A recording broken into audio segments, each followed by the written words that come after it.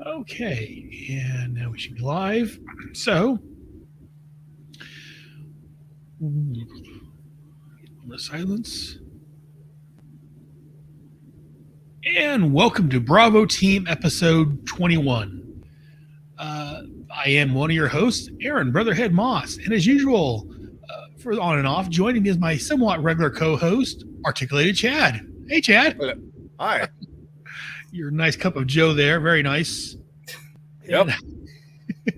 And today we're not alone. Today joining us, we have one of our Patreon sponsors and a good friend of the show and fellow podcaster, Mr. Gene Hendricks.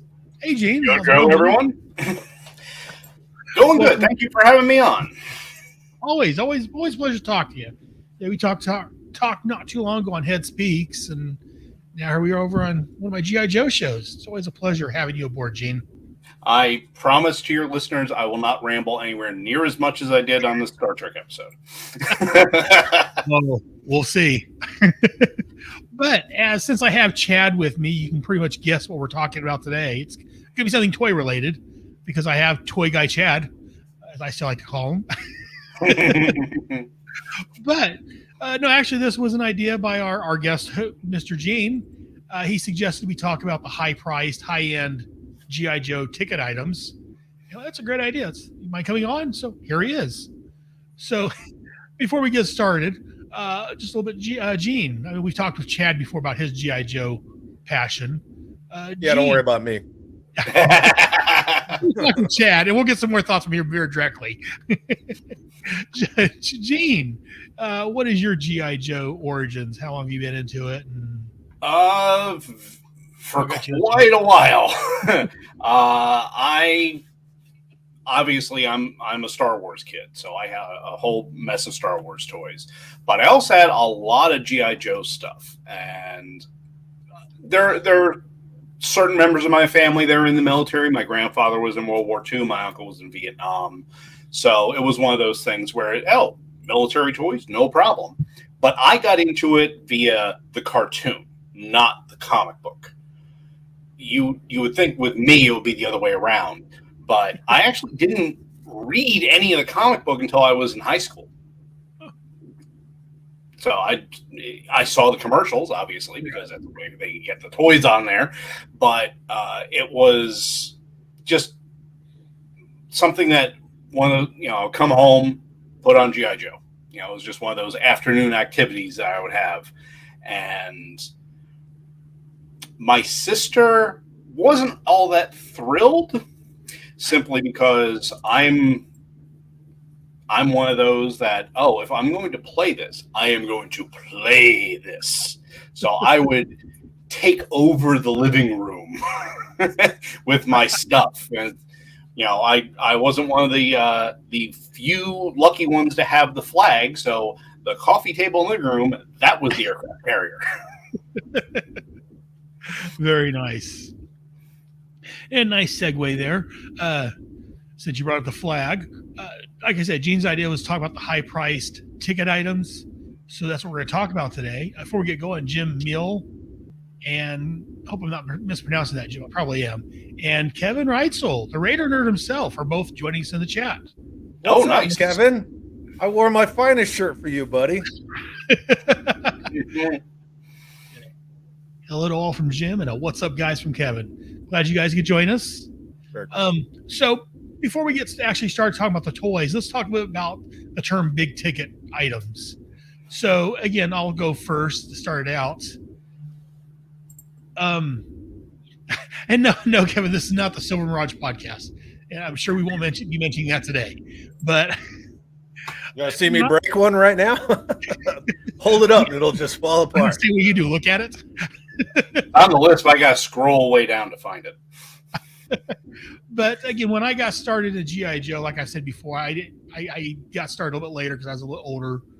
I watched the cartoon when it came out, but I didn't start buying the toys until 85, 86. I was 15, 16, working part-time jobs, so I was buying my own toys because my mom thought I was getting a little too old to have toys like that. I know a year or two before that, I asked her for some He-Man toys. Oh, did you get a little old for that? No, but yeah, what? Yeah. What, Mom?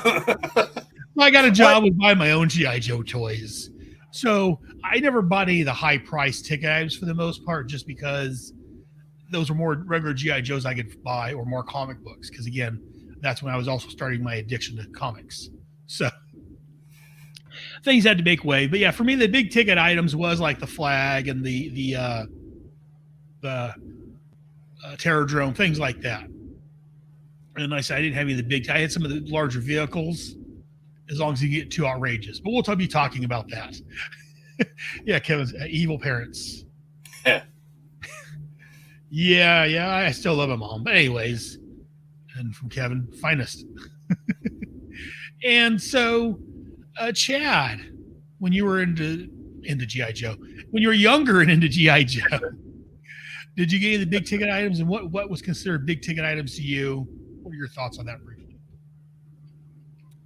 I didn't receive that many large GI Joe. I'm glad we're not calling them grails, right? Because everybody throws that word around. Right. A grail to me it's subjective, but Yes.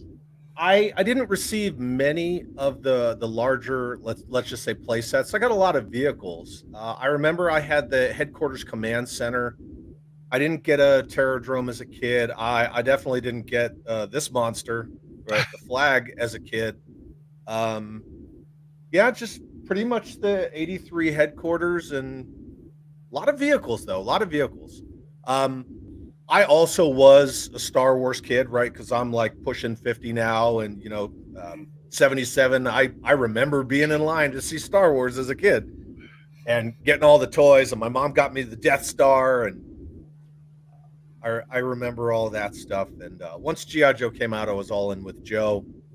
But really only the headquarters was like the big play set. But Right. I did have a lot of the vehicles. And yeah, I forgot to mention, I was into Star Wars before I got into. I was in Star Wars again. I'm 53, so I was right there at 77 when it came out. And yeah, for the first two movies, I had almost all the action figures. Again, my mom bought those for me for Christmas. I didn't have any real big play sets. The only play sets I had the Dagobah play sets and the Droid Factory Maker. Like only two play sets I had. The only way to get an R2D2 with the extendable third leg of the Droid Factory.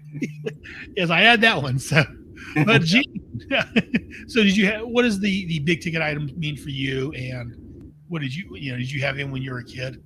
Well, when I saw a box that only had full color on one side and the rest was white, black, and red, then I knew that was a big ticket item. Right. Yeah. It was full color all the way around. It still was special. I mean, I had the Night Raven, I had the Sky Striker. Nothing. Those aren't on this list, believe it or not. Sorry, Jason, but I had the Whale. But there were things that when I saw them, when you saw the box there, it's like, okay, that's different. That is something that's definitely there. I had the command center.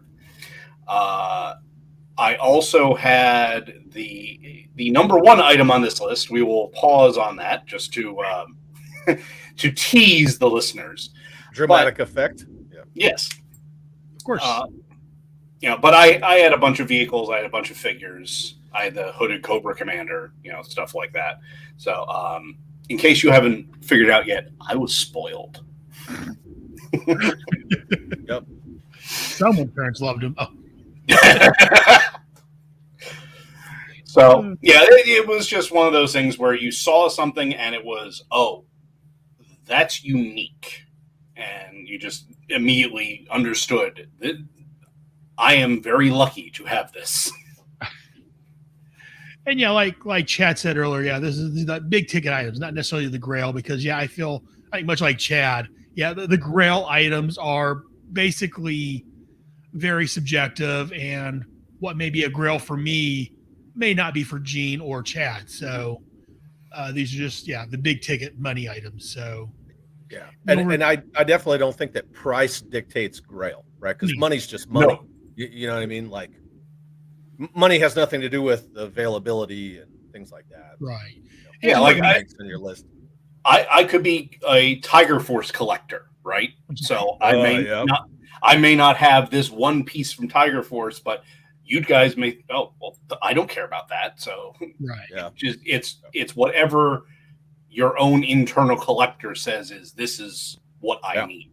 Yeah, for like this 6 months, I'm going to focus on getting all the Slaughter's Marauders vehicles, and then Right. so for that time frame until you're done, that becomes like your only focus.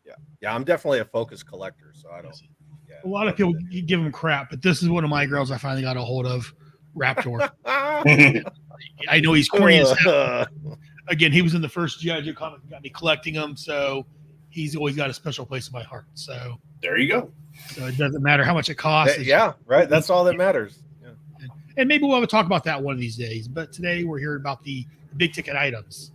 And from the chat, like I showed, Kevin said that the well was one of the big ticket items for him. And then he got the Silver Mirage breakdown place. And then Jim says that he had the Terrordrome in the Mobile Command Center. And speaking about big ticket items, Dusty's tripod is a big ticket item. Yeah. Yep. Sure is. So anyway, so our guest Gene was very nice and put together a list for us of the top, what would we decide, 269. Well, it's 68. all, if you go to yojo.com, Right. it is all of the 3 3/4 inch vehicles listed on their site up through 94. So I'm sorry, it's a mental illness. I am addicted to lists and organizing. Love it. But let me just see real quick. And is the How recent is that list? Because Yo-Jo's been pretty much dead since they got bought out. As of this morning. Yeah. And I should note that there are a number of items. Some people may say, oh, well, why isn't this on there? I was going by the original manufacturer suggested retail price. A lot of the later stuff, that is not available. So there may be something on here that's, oh, well, that was, such and such a price. I don't know that. I'm just going by the data that I have. And then I converted that into today's dollars and was shocked. Okay, there it is. Okay, so second. I was just double checking something I didn't think I saw on there. So what we're gonna do basically, starting at the number 10 and work our way down to the highest value wise. And as Gene has here, he has both the original manufacturer resale price and the equivalent in 2023 dollars. And this list is based on what it would be in today's money. Is what we're going to go off of. So there may be a few things on here that was as much, or maybe a little bit more that we won't be mentioning, just because the way it translates, it's not as much as some of the other stuff. So Sweet. basically, we'll read it off and we'll talk about if we had it, what our thoughts on it are. So unless you guys have any questions or anything, let's get going. So the first one up is the Mobat. So Mobat, Gene, since you created this list, I'll let you start. Did you ever have the Mobat, or what are your thoughts on the Mobat? Oh, I'm sorry, real quick, almost forgot. Let me go ahead and give some information on it. It was originally $19.99 back in 1982. Today's equivalent money would be $61.97. So, Gene, the Mobat, what are your thoughts on it? Great design. I never had it myself. I'm not sure exactly why. Maybe because it was just tank. It wasn't anything super unique. Although I find it interesting that the driver that came with it is obviously Steeler. And I spent 7 years in Pittsburgh going to school and married a woman from Pittsburgh. So I didn't have the figure, but apparently I was connected to the steel town. Oh, there you go. And Chad, your thoughts on the Mobat? I love the Mobat. The only thing that I don't really appreciate about the Mobat is I'm not the biggest fan of the motorized gimmicks, because when it stops going, it won't go. Right. I really like, say, like the His Tank design, where you have the molded treads and then you have the little roller wheel on the bottom, or other vehicles, say like the Blockbuster and the APC, where they just roll on their own power. But I do understand that when the Mobat came out in '82, not only did it sell like gangbusters, but you could drive it over books, you could drive it over your cat, you could do all that stuff. And yes, it came with Steeler. I have 6 of them. And there's one right. That's my original Mobat right there. I'm a huge fan of the vehicle. Aside from the battery powered vehicles, the motorized, even though the Mauler as well, right? Great vehicle, beautiful when it's complete, but motorized, and when it craps out, it craps out. But the gun tip on the Mobat, I never liked that gun tip. To me, it was like one of the little cake decorating tips that you would put on your icing. So I'm not the biggest fan of that machine gun tip. But I do love the tank. I love it in the comics, especially was that issue 3 where they're rolling it through the town and whatnot. Yeah, it's a rad vehicle. It's first year, can't go wrong. Yeah, and I never had the Mobat myself. Again, looking at this list that Gene sent me, actually doesn't look like I had any of these high priced ones we're looking at. So, because again, like I was telling Gene earlier, that the money I could have spent on these, that's another 2, 3, 4, 5 Joes I could have bought, so, or another dozen comic books or 2 that I could have picked up. So, yeah, and most of this stuff is adult acquisitions, with that disposable income. So yeah. And yeah, that's like I said at the time, I was the one buying it. So again, I learned, I had to pick and choose which one, wasn't mom and dad buy this for me. Yeah. I was buying them, so I had to choose what I had to get. So I became very frugal at that point. But I do like the concept of the Mobat. But like Chad said, it's a nice toy. It is nice. Yeah, you can turn it on, let it run, your neighborhood dog over that's annoying you or whatever it may be. Yeah. But yeah, when that motorized part of it dies or the gear gets stripped or whatever it may be, toys are toys. Okay, I got to push it around on the floor, hope and it loses something at that point. So yeah, I do like the Mobat, but yeah, I never had it. And I really like the consumer direct camouflage one. That one's really cool. Like it's not just your standard OD green. Like it's a little different, got a little flair. And what did you say this thing cost today's dollars? $60-something? Today would be $61.97. What do you honestly think if they made one right now? What do you think they would sell it for? 200? Depends on whether it has that or not. No. But no, so their whole narrative is we can't sell that in stores, right? That's becoming their entire narrative. This freaking thing right here that I'm sure we're going to talk about, right? The Sky Striker. They could have put that in stores. Yes. $230, like crowdfunded. Yeah, that Mobat, they would charge $200 for it. I'll bet. See, I was thinking 125, 150 is what I was thinking, but I could see your 200. I mean, seeing how a regular figure is $12, $15. Yeah, I could definitely see him charging $200 for a motorized tank. What do you think, Gene? Yeah, the Sky Striker was cheaper than the Mobat, right? Oh yeah. Yes. Yeah, the Sky Striker is not the original Sky Striker was cheaper than the Mobat. Yeah. Yeah, especially if they were gonna do a motorized Mobat today. Yeah. Oh well, and here's the app for your phone to control it. So that would happen. Mess. Yeah. Oh, you got a bells and whistles. They would be smart if they did re-release a Mobat. Don't motorize it. Just like the His Tank rollers on the bottom. Right. Yeah. And over in the chat, Mr. Kevin says that he had the Mobat. His dad bought it for him when he fixed the TV. Well, there you go. Yeah. Very nice. Nice reward. Yeah, but who broke the TV, Kevin? Well, see, I wasn't going to mention that. I wasn't going to throw Kevin under the bus. I mean, right. But yeah, so that's the Mobats. The next one up on the list is the Detonator. The Detonator originally cost $29.99, and equivalent today would be $62.09. It came with the Nitro Viper. And did I say, let me see, it came out in 1993. You know, it's funny. I was actually looking at boxed detonators today, earlier, a couple hours ago, and yeah, it's like $500. $500 in the box. So, yeah. Well, yeah. And to answer Gene's question, apparently Dad broke the TV. Okay. Dad life. It happens. So Don't Chad, tell your mother. Here. Here's a Mobat. Shut up. okay. Yeah. Yeah, I can see that. So Chad, did you have the detonator back in the day?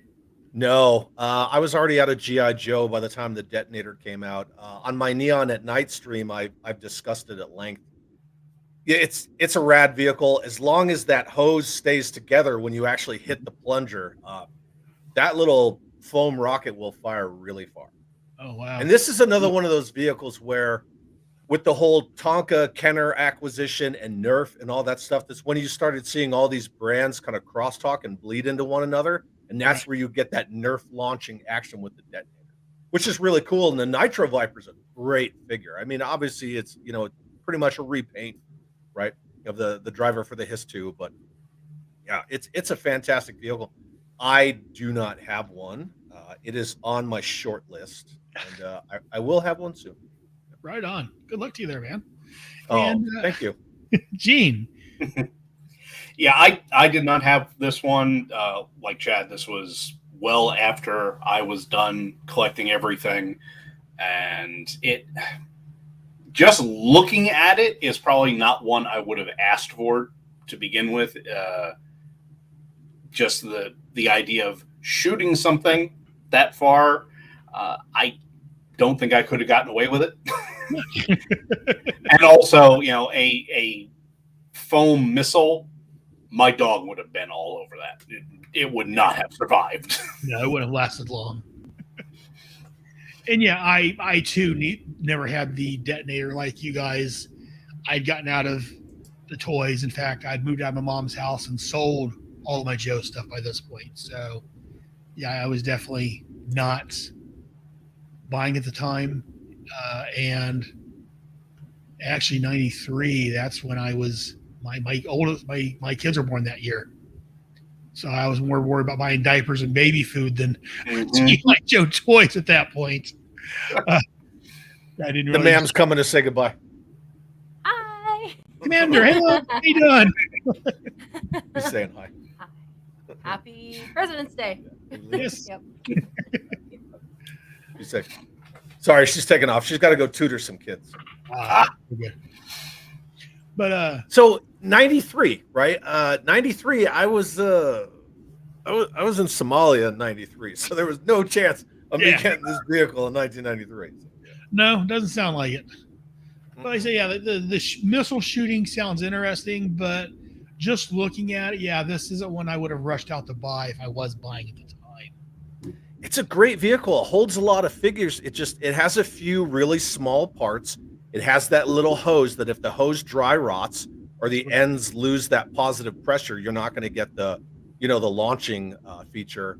And, the foam rockets, just like, we were talking about, they're foam rockets, right? They disintegrate, they fall apart, they get wet, they get bent, animals eat them. It's very hard to find those complete. And they didn't make a lot in 93, even though it was Joe's second biggest year.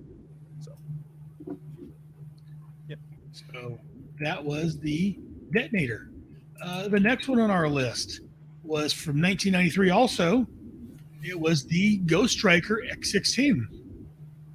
The original manufacturer suggested retail price was $34.99. By today's standards, that would be $72.44. I'll go and talk about this one briefly. Again, this came with Ace. It was the Ghost Striker X16. Ace Again, version 3. Yep. Yep, there you go. Yep, I had to scroll down to see that. It was the part of the 12th series, it looks like. But yeah, as I said earlier, yeah, I was out of G.I. Joe by this time. I was reading the comics still, but yeah, I was out of the toys. I was worrying about a wife and kids and all this other adult nonsense, which is annoying at times. But stupid adult nonsense. You guys know where I'm coming from. But yeah, no. So yeah, it's another GI Joe aircraft. It looks pretty interesting. I probably would have bought it had I been buying toys still. But yeah, this wasn't one that caught my interest or my eye at the time. Gene? Yeah, same thing. I was, fall of '93. I was starting my senior year in high school, so yeah, I was out of this stuff. But it's a nice looking toy. Given my propensity for the aircraft that GI Joe came out with, I would probably have wanted to get this, but it just passed me by. And Chad, what are your thoughts on the Ghost Striker? This is one of the most gorgeous vehicles that Hasbro ever made for GI Joe. So based on the F-16 Fighting Falcon, right? It's got Ace version 3, who is the hands down best version of Ace. Like there he is, you can see him in the cockpit with his Uzi, which is actually Steeler's Uzi as well. Okay. So kind of tie it back into that. It's got lights, it's got sounds, it projects little targets on the wall, and obviously because it's 90s, right, it has the missile firing features on the side, the spring-loaded missiles. But I love this, not only the airframe in like real world, but just this vehicle. When you put it next to the Sky Striker, it's phenomenal. I love this thing. The only downfall of this vehicle is this whole nose cone is rubber. So mine's new out of the box, and you can see it has a little ding there, but some of them are like actually bent. Ooh. Some of them can get pretty bent if you buy them secondhand. I'll say eBay or something like that. It's very hard to find these complete. A lot of the times they're missing the tail fin, or they're missing this nose or something like that. They're missing some of the missiles or whatnot. But I had to have this vehicle. It is phenomenal. I love it. I love this vehicle. And apparently Kevin agrees with you. Gorgeous plane. Yeah, it's so great. It's one of the only 3 aircraft that lives on my flag. Oh, wow. Oh, wow. Very nice. Very nice. And yeah, as we go through this, if you guys in the chat have had any of these or have any thoughts, feel free to throw them out there and we can include you in the conversation. Yeah, it looks like this also is part of the Battle Core line. And again, Battle Core back then. Yeah, see, and again, I didn't like. I mean, this one wasn't so bad as some of the other lines, but I wasn't a huge fan of the various independent lines, or not independent lines, but the sub teams. Right. Here's the exact same vehicle, just painted different. Yeah. But it's pay us more. But if you guys remember, in the mid '90s, everything that was called Battle Core was just GI Joe. Mm-hmm. So they just kind of gave everything Battle Core, like DEF, Eco Force, Ninja, all this crap. Right. That was all sub teams, Star Brigade. But Battle Core was the core GI Joe. So that's really why it was called. What I'm seeing so far, I don't mind this one. It's the other ones I like. In fact, we were at Target the other day, and they have the Tiger Force Ram with Duke.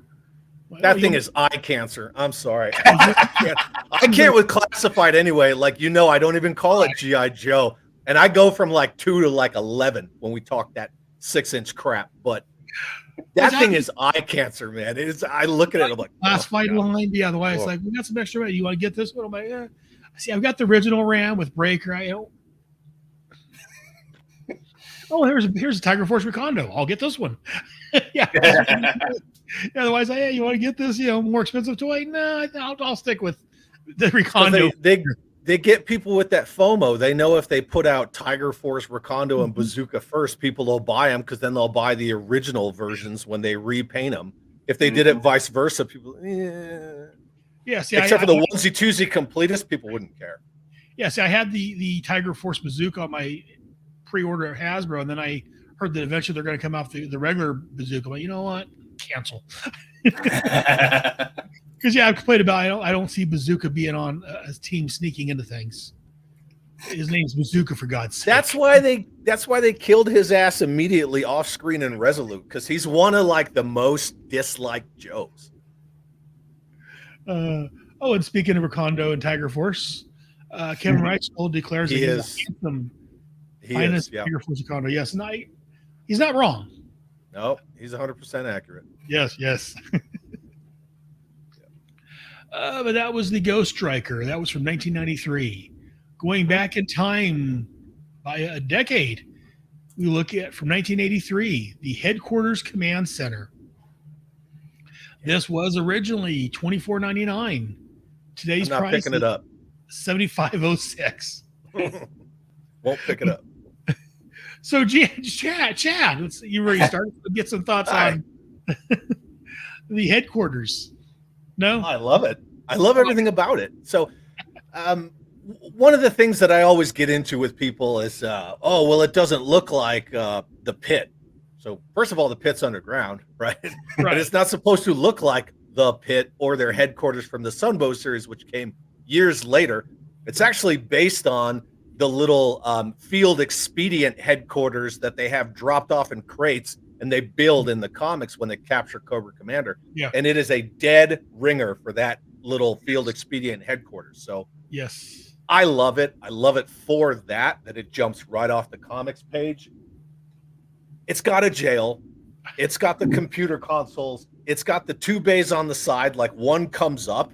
And if you get an extra one of those, you can put it in your flag as a maintenance bay, which is awesome. And you can also get extra bays, and you can either add to the sides or you can go backwards and you can fully enclose your headquarters. It's very plug and play. Very It goes nice. together easily. It comes apart easily. It's all in that like steel gray color. I freaking Right. love it. I So did love you- it. Did you have one back in the day, or I sure did. Yeah. and you still have what, 2, 3 of them right now? I have like 1 2/3. So I have a complete one, and then I have extra bays in the back, and then I Right. have which basically like entry control point with checkpoint alpha in that little hole in the center. So Oh, Yeah. very nice. it's Sweet. it's right over here on the floor. It's just kind of off screen. And Gene, let's say mobile, the Headquarters Command Center. Did you have that as a? Yeah, I had this and I played the hell out of this thing. I mean, this is I would use the maintenance bays. I would actually pull out that one plate that was on the bottom of the one, so you could have someone lay down in there and work on the vamp or something. But Very yeah, nice. this practically, unless I was doing like air combat, if the GI Joe stuff was out, this was out and be in use. So I use this all the time. Gene, your dog is beautiful, by the way. Oh, thank you. He's also nosy. Aren't most of them? Yeah, it's my version of order. Dig it. And Jim says, thanks for the extra bay ideas. He's got one complete and parts for another one. There you go. And that's a great idea. Yeah, the mobile head command, or I can't want to say mobile, the Headquarters Command Center. Yeah, that came out before I actually got into GI Joe, and I don't recall ever seeing it in the store, so I never picked one up. Though I wouldn't mind having one of those. That was nice. I did see one at a antique store here a couple years back. It was like $200. It was almost complete.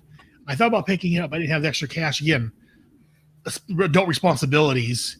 And the next time I got back over there after COVID, they didn't have it anymore. So There's a store down the street that has one sealed in a box, and even though I don't need it, right? I don't need it. I kind of want it because then I could just leave it in the box, and I have this like 1 2/3 of display, and I'll put it up on the wall. But every time I see it, I'm like, they also have a Death Star in the box. Oh wow. Yeah. What are they wanting for the it's- headquarters? If you don't mind me asking. It's like 300. Yeah, 300 sealed. Now, Yeah. a couple of years ago, if you rewind like 5 years, you could probably get one like 180 all day. Right. Yeah. But yeah, so that's very nice. I do, and like Chad said, yeah, this isn't supposed to be the pit. This is the headquarters. Yeah, they had the comic. In fact, I think it was also in the comic when Cobra discovered where the pit was the first time, and they put it together inside the pit and lifted it up on the On the hydraulics. yeah, drill it Yeah. and pushed it through the when Cobra destroyed the side. Oh, there it is. Let's go ahead and destroy it. Yeah. So no, Fill up your stupid motor pool. I do like the headquarters, and that is that is one of my grails. I think It's so great. an accessible grail because the flag is also Mhm. one, but I'm never getting a flag at this point in my life. But yeah, I would like to pick up a headquarters at some point in the near future. So what to see. But so yeah, that was the headquarters from 1983. Fast forward to 1989, we have the Mud Fighter and also the Cobra Hiss 2. Mm. It looks like it was a 2-pack. It was $34.99. Today's value would be $84.42. And from Yojo, it says it was the Mud Fighter and Cobra Hiss 2 was release boxed in 1989, primarily as a Benny's exclusive, though it may also been sold at BJ's Wholesale Club as well. BJ? It came with the Mud Fighter. I'm sorry, it included both the Mud Fighter with Dogfight and the Cobra Hiss 2 with the Track Viper and 2 bonus action figures. Wow. So again, that's the 2-pack. Not really a bad deal at all for that price for two vehicles and 4 figures. Very nice. Gene, did you have? No, I did not have either of those. I had the original Hiss tank, so it was probably one of those things. Because until I saw this entry, I didn't realize BJ's had been around since 1989. But this is one of those things where my parents would have said, "You already have that. It's just a different color." No. Just a straight up no. And Chad, how about you? Oh, You mean that? very nice. And that? These? So you're saying you don't have them, you don't like them, and So the Mud Fighter's pretty cool, right? I kind of dig the propeller in the back. It's definitely different, especially the way the propeller's designed, right? It's very much a boat propeller, but the armament, oh, I guess I dropped the bomb. But the armament on the bottom of this thing is fantastic. Like, I like the vehicle. The cockpit's got some detail in it. Yeah, sorry, I got a weapon in there. But the cockpit's got some detail. It's got some good stickers on it. Like, it's a cool little fighter. You know, it's a lower price point. And this Hiss tank, this is the best Hiss tank that was ever put out. Like, I love this thing. The cockpit drops down, you know, and then it's got the troop compartment in the back. Like, everything about this Hiss tank is just the best.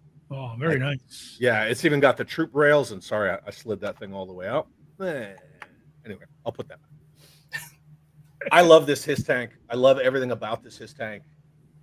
The play features are fantastic. The cockpit opens from the bottom or from the top. It's got guns on the side of the chin. I actually have a modern figure sitting in the top of it, but yeah, they're fantastic vehicles. This is by far my favorite Hiss tank. This one in the DTC Hiss.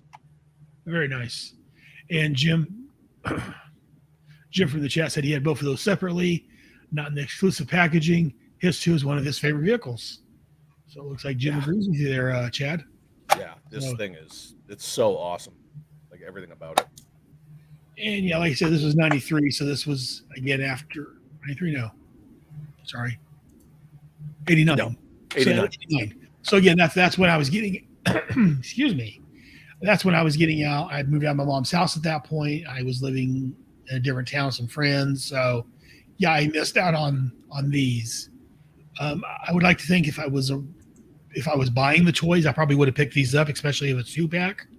But I don't know if they were probably in my area because I don't recognize the name of either store. So, again, being here in California. But Yeah, I picked them up separately, piecemeal as well. So. very nice. Yeah, those are not. That's nice. And again, for $34.99 for 2 vehicles, that's not bad at all. And like, What would it cost in today's dollars? Today's dollars would be $84.42. Mm-hmm. So Double that plus 20. That's just adjusted for inflation. That's not what Hasbro would charge. I know. yeah, I just got I actually, Aaron, you get a kick out of this. Is totally sidebar. I actually asked Emily if she would let me interview her. She did not reply. That's not no. Well, probably a smart It's decision. not But Hey, yeah, it's not personal, right? So Right.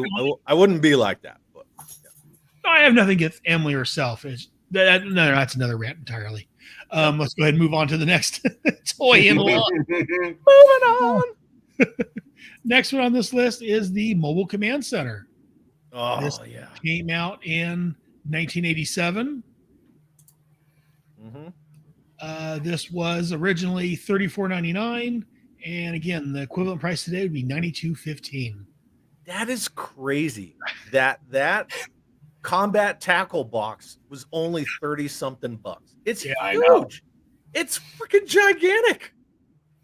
Yeah. That thing is a monster. And this came with Steamroller version 1. Mhm. Yep. Uh, Who looks like a dreadnought? yeah, He does, He's yeah. he's a dreadnought all day. Yeah. yeah. I wonder if he tried out for the Dreadnoks and they didn't want him. They picked Thrasher Monkey Wrench instead, so he wanted to join the Joe team instead. Well, the hell He's with like, you. I'm going over here. I'm taking my 3-story tackle box and I'm going to the Joes. I can see that being his backstory. He tried out. Oh, sorry, we're full up on Dreadnoks, and then later that day they pick up Zanzibar and Zartan's like, you can't hide that thing in the swamp, man. You gotta go. Yeah. But yeah, I never did get the Mobile Command Center. Again, I was 17, 18, getting ready to graduate high school, and I was still into the toys even as a senior. But yeah, this was, again, that's $34. That's a dozen Joes I could have gotten, and almost 40 comics. So so again, priorities, people. And again, I didn't have mommy and daddy buying them for me, so priorities. Gene, Mobile Command Center, thoughts? I really enjoyed it when I had as a kid. Like I said, spoiled child. But I think part of why I wanted to get this was it reminded me so much of a Sandcrawler. I never had a Sandcrawler from Star Wars, but this was just great because when you opened it up, you had all the different levels. If you just left it open and didn't say it was the Mobile Command Center, it could be part of the pit, really. Right. But yeah, this is. I don't think I pulled this out as much as the regular headquarters, just because it is a little unwieldy to move around. But Right. I had it and I loved it. So real quick, we'll segue from that. Jim, great play set / vehicle. This was his headquarters in his playtime. So kind of like what Gene was saying. So yeah, very good. And also the Photo Viper has showed What's up. up, Photo Viper? What's going on? Very cool. Glad you could join us. So Chad, how many of these do you have? Oh, do you like One. I only have the one. It's right there. It's the size of like a very large cat or a smallish dog. Yes. I love the MCC. It's got so much toyetic playability to it. It's got the little crane, and you can take the motor out of your Awe Striker or things like that. It's got little pieces parts. It's got that cool jail cell that sinks down into that second level.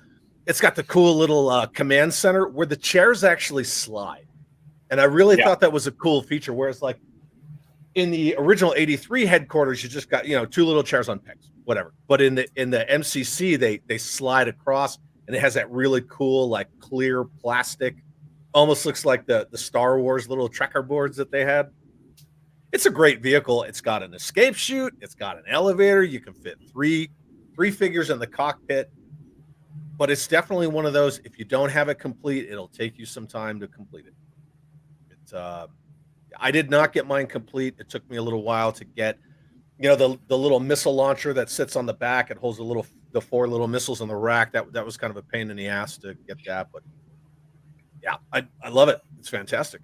And yes, Gene, it does make awesome sand crawlers. A lot of people take, incomplete ones and they'll customize it. And Zazel's here too. What's up, dude? Boom. Sergeant Slaughterhouse. Good morning from Australia. Good morning, Australia. Very Glad cool. you could join us. Always enjoy seeing new people come in and listen to us. He's coming to hang out with me at Joe Fest. We're going right. to be roomies. Yeah. Oh, very nice. Yeah.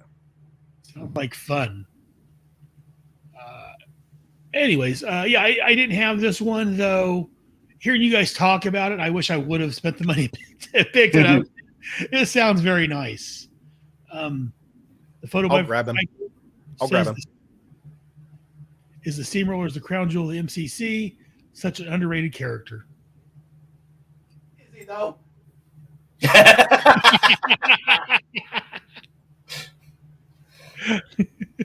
Is he? Well, Asking for a friend. Is he? Because he looks like a Dreadnought. No, he's pretty cool. He's a pretty cool figure. I dig him. so again, especially with our new backstory for him, how he was turned down by the Dreadnoks. Yeah, that's our new It's backstory. actually pretty cool. Yeah. Yeah, he's pretty rad. I mean, he's ripped. He's super ripped. Oh, well, you have to be aware of that vest. Yeah.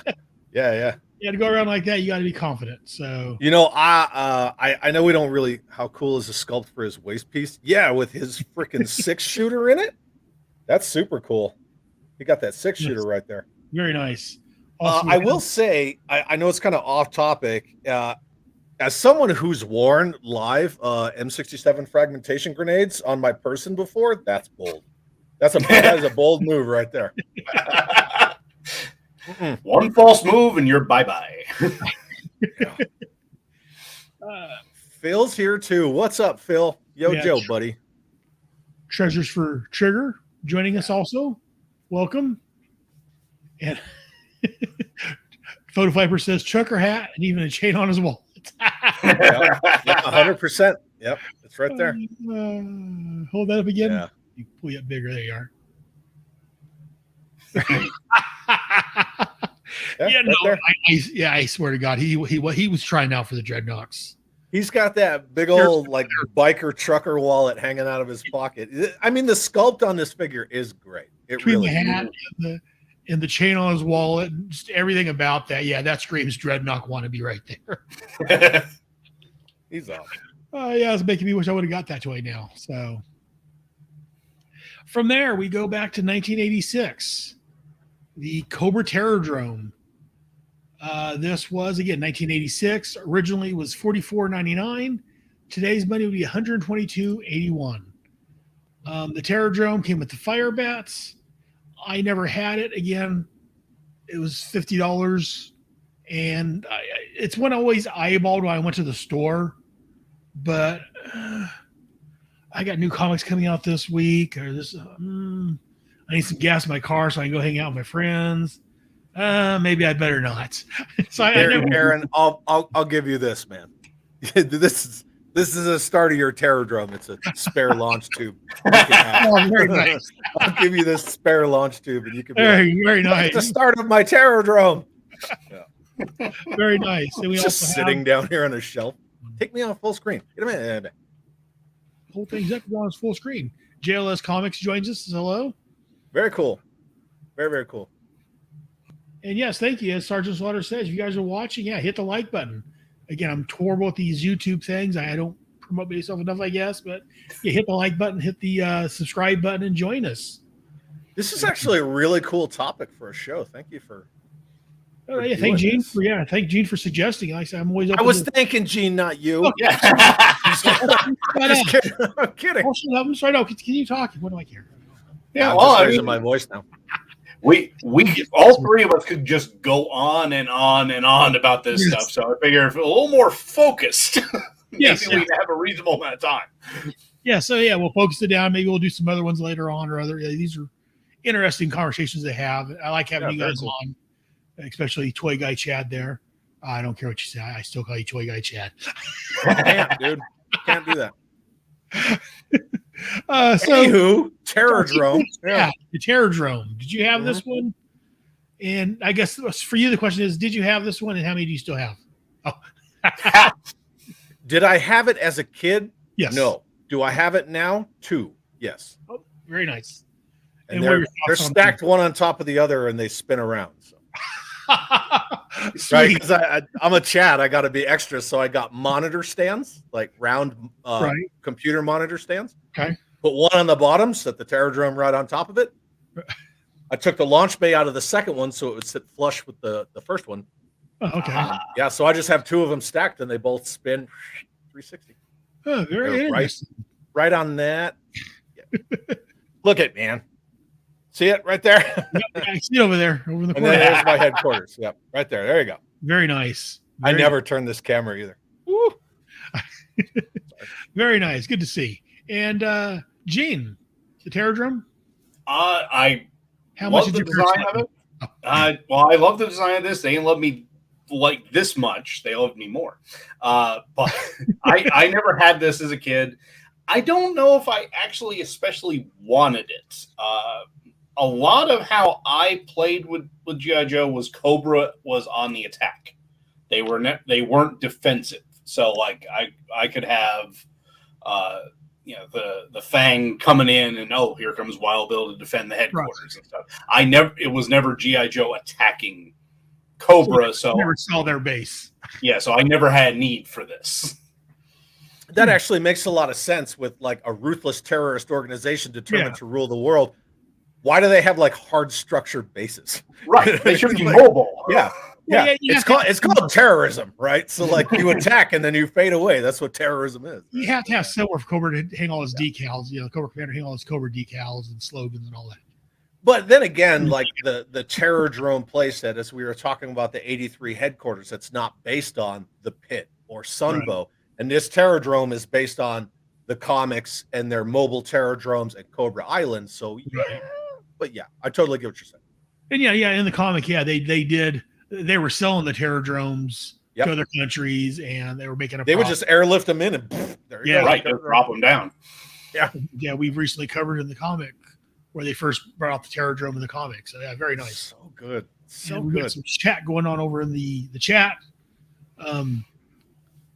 So we have Treasure for Trigger saying he's all for doubles, making up for not having as a kid. Right? Sergeant Slaughter responds, well, Slaughterhouse says that must be a Slaughter collection. And Jim says he had it and loved it. Zazel's trying to get to Zazel, correct me if I'm wrong, it's something like 750 Sergeant Slaughter action figures. Wow. Very In nice. fact, I gotta go up the street. I gotta go up the street and get him another one. So If you get that many, did Sergeant Slaughter come to your house and shake your hand? he's really close with Sarge. Is he? Yeah. Oh yeah. I can talk to him and have him get Sarge on my show. I've been trying to Yeah. Sarge to pop up over on G.I. Joe, but no luck yet. But Yep. yeah, They very are nice. quite close. He has them on his channel all the time. Oh, very nice. Very nice. So we got sidetracked. We covered everybody on the Terradrome. Yes. I liked it. Chad has Yes. it. Chad has them. Yeah, I do like that dual thing you've got there. It's very nice. And, So he said 777 Sergeant Slaughter figures is his goal, and he has 450. Wow, very Wow. nice. So rad.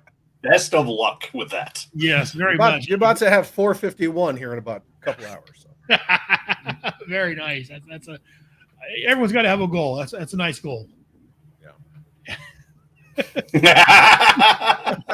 Those listening, JLS Comics says all the Slaughter snap together and make a big Sarge merch. Or Sergeant Voltron. Yeah. Yeah, exactly. It's the vehicle version of Voltron to Sergeant Yeah, Slaughter. right. Yeah. Mecha Sarges. Sergeant Slaughter says. Yeah. Very nice. I like that. I like that concept. That'd be. And do you have the classified Sarge to be the body, and all the other ones are the arms and legs? And oh, very nice. You said the word. Just trying to see if I can get your head to explode. Nope. Because Zazel likes it, and I'm not going to bag on it because he likes it, and that's cool. We'll get there. We'll get there for the show's over. Yeah. Moving on to number 3 on our list, the Crossfire. This came out in 1987. The price on this was $79.97 back in 1987. In 2023, it'd be $210.60. We have the Crossfire. It came with the driver Rumbler. It featured a 70-foot range, a low speed mode. Oh, okay, so these are one of these that It's an RC car. Yeah, it's an RC vehicle. motorized. That's where I was trying. And there's different versions of it. Oh, okay. Yeah. So there's Yes. like the Crossfire Alpha, the Crossfire Bravo or Beta. I don't remember which one it is, but hard to find. So hard to find. I saw one at Joe Fest last year. They are expensive. Yeah. I would try to get another Terror drone before I got one of these things. What's And up, Joe? We have Joe Ricondo here.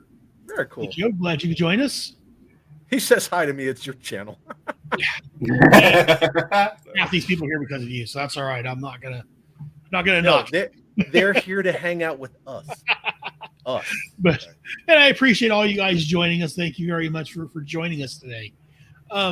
So the Crossfire, yeah, I never had this one. This came out in '87. That was my last year was '88 collecting or buying, and so '87 I was slowly starting to phase myself out again. High school, I was starting a senior year, girlfriend, all that nonsense. So. And Photo Viper says it was 2 different frequencies, so you could race a friend.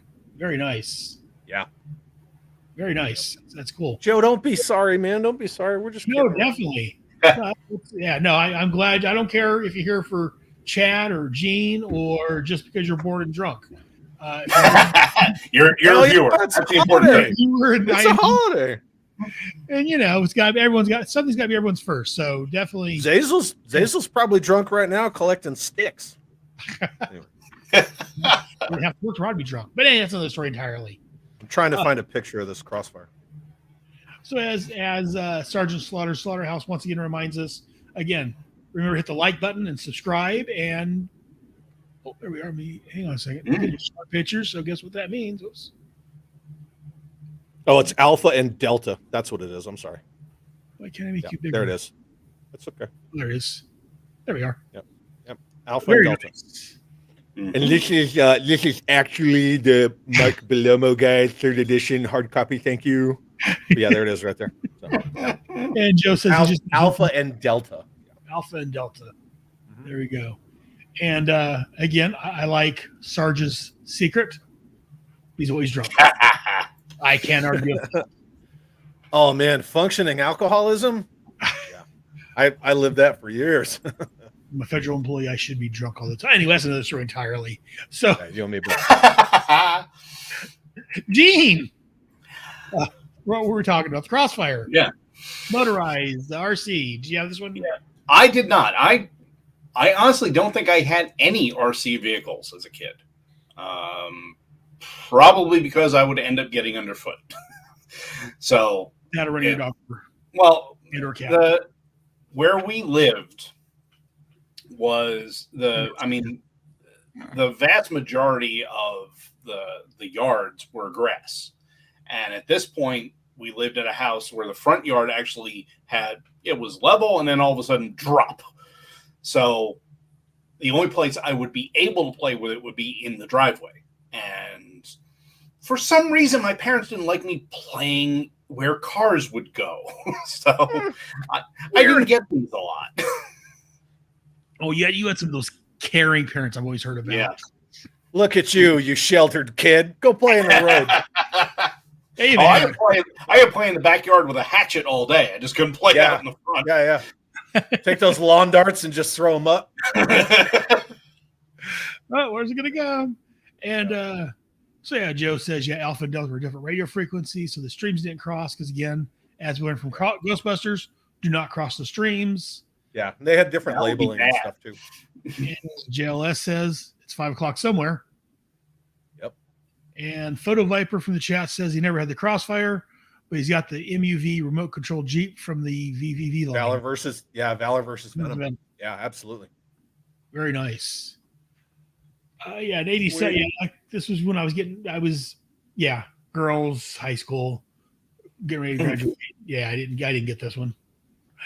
It's interesting, but I don't know if I would have got the RC one or not. Because again, like kind of like Chad was saying earlier about the Mobat, it's motorized, and once it goes out, I don't know. I just never got it. They make great static displays. I will say that. Yeah. And that Crossfire is a great looking vehicle. They're just expensive. They're harder to find, especially the Delta version's a lot harder to find. Ah, the other dog has arrived. Okay, so that is number 3 on our list. The second one on the list, and I'm a little surprised. I figured this would have been flipped, but the second one on our list is the USS Flag. Came out in 1985. Original manufacturer suggested retail price was $89.99. In today's money, it'd be worth $250.21. Came with Admiral Keelhaul. Yep. And again, as we've mentioned, I never had this one. This is one that I would see in the store. And usually in my area, when I'd see it, usually run around $100, $110 or so. So, I never did get this. It's one I always walked by. No, I don't have enough money. I need to put some gas in the car so I get home. I need some food. So, I never did pick that one up. So, it's one I always wanted, though. But like I said earlier, I don't think I'll ever get this at this point unless I get stupid rich money, but I don't see that happening. So, Gene, did you have the Flag? No, the Flag was one that passed me by. I honestly don't think I've ever seen it in the wild. But then again, where I grew up, the nearest actual toy store, like a Toys R Us or even a Sears or anything, was a half hour away. So it's not like we went there very often at all. But it's one I've always heard about, but no one I've ever known has owned one growing up. I mean, you've heard rumors. I've heard rumors. I've heard, so and so has it. Really? I don't think so. Do you though? Do you? Yeah. It was one I wanted, but I just knew, like I was telling you guys ahead of time in our chat, was both of my parents would just look at me and say, "Where are you going to put it?" Yeah, a very good question for that. Yeah, 7 foot long. Yeah. Well, as Joe says, it was a decent play set. It serves as a desk for him now. So there you go. He's like, maybe I get that way. Oh, I'm thinking, how short's your chair? Depends on what you put it up on, right? Yeah. And Chad, yes, we don't have to ask if you have one now, but did you have one as a kid? No one know. What are you talking about? I thought you had a US flag hidden somewhere. Nope. I did not have a flag as a kid. No. I did have a buddy whose dad was a plastic surgeon. Ooh. And he had a flag. They also had, I'm sure you guys remember when satellite dishes in your backyard were all the craze, and they were like the size of a shed? Yes. Yep. So he had one of those stupid ass gaudy satellite dishes, right? And they had they were all money and pomp and circumstance and all that bull. And he had a flag, and he would lie on it. He would walk across it. He would pile his clothes and all this crap up on top of it. And I'm like, dude, if you don't want that, I'll take it. Right. he didn't even care. To him, he was like, oh, it's always in the way. Oh, poor me. First world problems. So yes, I did have a friend who had one as a kid. We did play with, on, and around it. Right. I know a lot of people say, oh, it's a glorified coffee table, but it is not. No, it's I mean, it's 7 feet 4 inches of the best freaking toy ever created in the history of toys. You can, the largest single piece on that thing is 3.3 inches wide by 3.6 inches long, and that's one mold, and it's a deck that's an inch thick. Oh wow! It's gorgeous. I've told the story numerous times. I'm sure half the people in the chat have heard it. When I When I got mine, which was a Father's Day present from the ma'am who just split a little while ago, it took me 6 months to restore it. And then when I finally did it and I put that last deck pin in, I cried like a baby. I love this thing. I love it. And yeah, I just walk around it, and it's really it's the centerpiece of my Joe room. You can't miss it, right? Yeah. But yeah, it's really just, for display. Like, Yeah. God, I love it so much. I love it. I put windows in it. I put lights in it. I put the custom lower level on it, and I can roll it around. And, Very nice. So great. So great. Very nice. Not trying to like showboat, but yeah, it's No, please showboat. That's why I have you no, on. I'm just saying it's fantastic. Please showboat. Well, yeah, I mean, The ma'am is a legend, according to She Sergeant is. Slaughterhouse. Yeah. Photo Viper says he never saw the flag as a kid, nor knew when they had it. Not even the spoiled rich kid had it, and he had everything. Yeah. And One JLS dumbass spoiled rich kid I knew had one. says it's like a whole career strike group around the USS flag. Have you guys seen? I'm sure it's like you can find it on Instagram or wherever if you just search for it. There was a guy who made a true 1/18 scale USS flag in his basement. No, Oh, I don't jeez, think I've no. seen that. Yeah, it is huge. I can Huge. imagine. He has dozens of fighters on the deck, like the conning tower, the lower levels, like everything. It takes up his whole basement, and he made it from scratch. Jeez. If you get a chance, Google that. I'll have to look at that. That's Yeah. sounds fascinating. Yeah, it's crazy. Wow. So yeah, that's the USS flag. Yeah, very nice looking toy. Most, not everybody. I know some people have talked about it in my Facebook group didn't really care to have it, but for the most part, a lot of people consider that a grail, something they want to have. But Yeah, see, Photo Viper says he saw it. It's 52 feet long. Wow. yeah, I was wondering how long that was going to be, but yeah, that's Just- quite long. That's Just think about that. Like it's, this thing's 7 feet 4 inches, and you're like, "Good, it's bigger than me." When I lie down next to it, yeah. it's got me beat by a foot. Like, it's ridiculous. 52 feet. I'm just trying to imagine that. That's wow. That is huge, mungus. Yeah. Well, you gotta have a hobby. Yeah, I'm telling you. Yeah, right? Yeah. And Joe says he recently took his down, needed to build a better table. The store-bought table he owns warped and made the deck bow. Dude, I took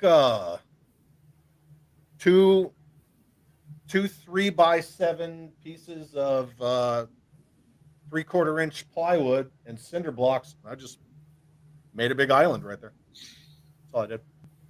But I live in military housing, so anything I do can't be like permanent. Right. Right. That's why I have all this the way that I have it, so I could just take it down and Very nice. And Photo Viper says it's true to scale to the Nimitz class. Yep. So, wow. I'm still trying to wrap my head around that 52. That's just wow. Impressive. Oh, there you go. Semi-truck trailer is Thank you very 48 to much, Phil. 53 feet. Yeah. So just if you need to know, it's a large semi-truck trailer, basically. Yeah. The only thing I know is that I remember he was building it in sections. Yeah. And then he built it out. Yeah. It's crazy. Jim says the flag is his next purchasing goal. Good luck to you on that one, Jim. Yeah, you trying to get the flag, and we've got Sergeant Slaughterhouse trying to get 777 Sergeant Slaughters. It's very nice. Jim, if you're in the U.S., I actually scrolled because we were talking earlier about how I was on eBay, right? Just like looking at Joe stuff earlier. There's one in the box, not sealed. It had been taken out, assembled, and then disassembled and put back in the box. But there's one in the box on eBay right now for $750. So you can find them. Cheaper than I imagined, but It depends on the seller, right? Because a lot of sellers they have personal value associated with these items, and so they're like, oh, they're like, I love this thing and I've had it for X number of years. I'm selling it for $2,000. right. It's not going to sell for $2,000, right? So Right. Mine was actually it was incorrectly posted, the way that they worded it, it wasn't like 1985 GI Joe USS Flag. It was something weird. When my wife bid on it, she was the only one who bid on it. I'm not going to say how much for, Right. but it was less than 1,000 shipped. Wow. Wow. Yeah. So Really? you can find them. You can find them. So they're not that bad. And if you don't have a problem with repro parts, you can get one without the mast. You can get one without the fantail rail, the little radar dishes. Like you can get 90% of this thing in 3D printed reproduction parts, just like that. Huh. Yeah. Flags are not that hard to get a hold of. Now that you mentioned that, I may have to. Treasures for Trigger says flags are as mythical as a Sasquatch. He has yet to see one in the wild. There's a Sasquatch right there. Best part of the flag is the microphone, according to Joe. Mine doesn't have it. Whoops. And $750. A local shop had it incomplete for $1,200. Again, yeah, it depends on. Some people think it's worth more than it is, and some, depends on who you I'm telling you, some days I just decide, I got like an hour or so to kill, and I just go to eBay and I just put GI Joe, very nondescript, and I just scroll. Right. I just scroll. Hey, you find a whole bunch of stupid crap, but there's tons of gems. Today, I know we're not really. I'm kind of getting off topic, but we're almost close to the last one, so we can kind of BS for a little bit. The 1994 30th anniversary, the Action Sailor, Action Marine, right, Action Pilot, and Action Soldier. Right. I got all 4 of them sealed in their boxes, right, in their little like window display boxes. Right. Not a single one of them cost me more than $24. Wow. I got all kidding. 4 of them. All 4 of them today. Wow. Because I was just scrolling, and I scrolled past the Action Marine, and I was like, how is this thing $19? And I clicked on it, and it's still sealed. Like he took a picture of the seal on the flap of the box. Wow. So then I went down the rabbit hole. I got the Action Marine, then I saw the Action Pilot, and I was like, yeah. Then I saw the Action Sailor. The Soldier was the hardest one to find, but I got all 4 of them in like 10 minutes. Boom. And I don't even collect O-ring. Right? So they're just going to go on the wall. But I'm just saying, like, the deals are out there. You just got to find them. Yeah. That's it. Joe Ricondo is apparently going to be at Joe Fest. So Awesome. if you guys are at Joe Fest, look for Joe Ricondo. Oh, I know we'll run into him. So it's cool. And the Photo Viper also made a comment that there's an impressive GI Dad who built a GI flag Dad.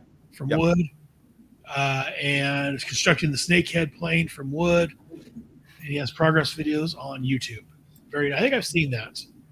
The Cobra Carrier. Yeah.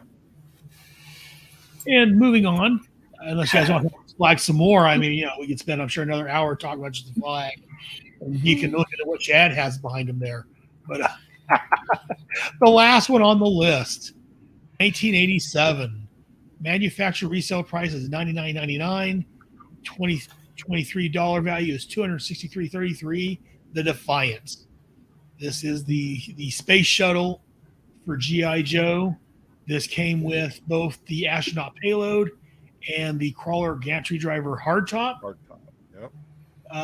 Again, $100, $110, $120 figure around or piece around here for me. At that time, I wasn't doing it. I liked it. I wanted it. Thought it was interesting. But if I didn't get the flag, I wasn't shelling out money for a space shuttle. So. Dad, did you have the Defiant?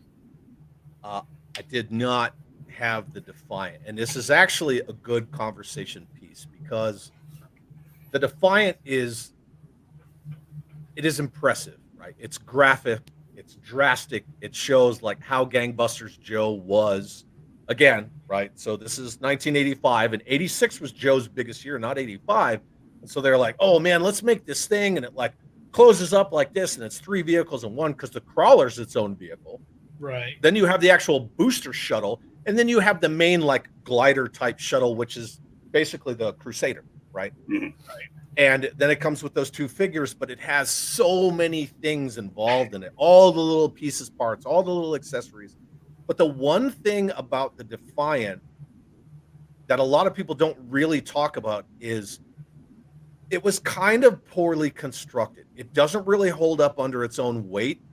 A lot of these toys weren't meant to be around for 30, 40 years, but when you see people who own Defiance today, you know, the wheels are kind of buckling and everything's sort of like either bending in or bending out because of the weight of this thing. It has that crank mechanism and that adds weight to it as well. Even though the crank is the one thing that holds up, that thing is bulletproof. Like they must have QC'd that thing to death. But, you know, parts fall off, parts stress, the weight of this thing just crushes it. And I think, you know, a lot of people say, oh, they should do a HasLab flag. And I've said that as well. The biggest thing that I think that they should put back out is a whale. I want to see them do that whale that they were going to do in 95 that they didn't come out with, the redecoed whale. But I think they should really look at redoing the Defiant launch complex because that thing, it definitely shows its age. It does. They're falling apart. Yeah, I wasn't aware of that. Yeah, Gene? I had this. Oh, As a kid, I had this. You have to remember, huge space nerd. right. Yeah. Loved G.I. Joe. So this was a Christmas present in '87, and it was massive. I had the way my parents' house was constructed is it used to be a 3-bedroom. Then they converted the garage into a new master bedroom. So I got the old master bedroom. Right. Nice. So I had a queen bed in there, and under the window next to the bed was this, and it was the same height as the bed. Jeez. Wow, very nice. But just like with the command center, I loved playing with this thing. I didn't have any Cobras involved in this at all. This was just exploration. This was going up. I used the booster shuttle as a space station, essentially, so that, you know, the Defiant shuttle would land on it. You had the airlock going in. You had an elevator going up and down. And yeah, the crank on this did work, but I always had to lift the front of it just to get it going because it could not just lift the whole thing up. You had to give it a little bit of energy to get it up there.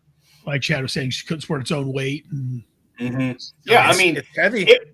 It was great sitting there, but all the different components. Once you took the shuttle off the actual crawler, you could still play with a crawler as a base because it had 3 levels on either side, plus all the guns and everything down the bottom. So it was just, I sound like a Hasbro commercial, but it was hours and hours of playtime for me with this thing. It was just incredible. And the colors on it are freaking awesome too. Oh yeah. Like that blue works so well. And blue, like when you talk about the visual language of G.I. Joe, blue's generally a Cobra color in all of its different hues. But for some reason, that blue goes so well. It screams NASA without even really trying. It works so well with the Defiant. Oh, very and much. I have no interest in ever having a Defiant. I have a Crusader complete. I'm cool with that. But I love to look at it.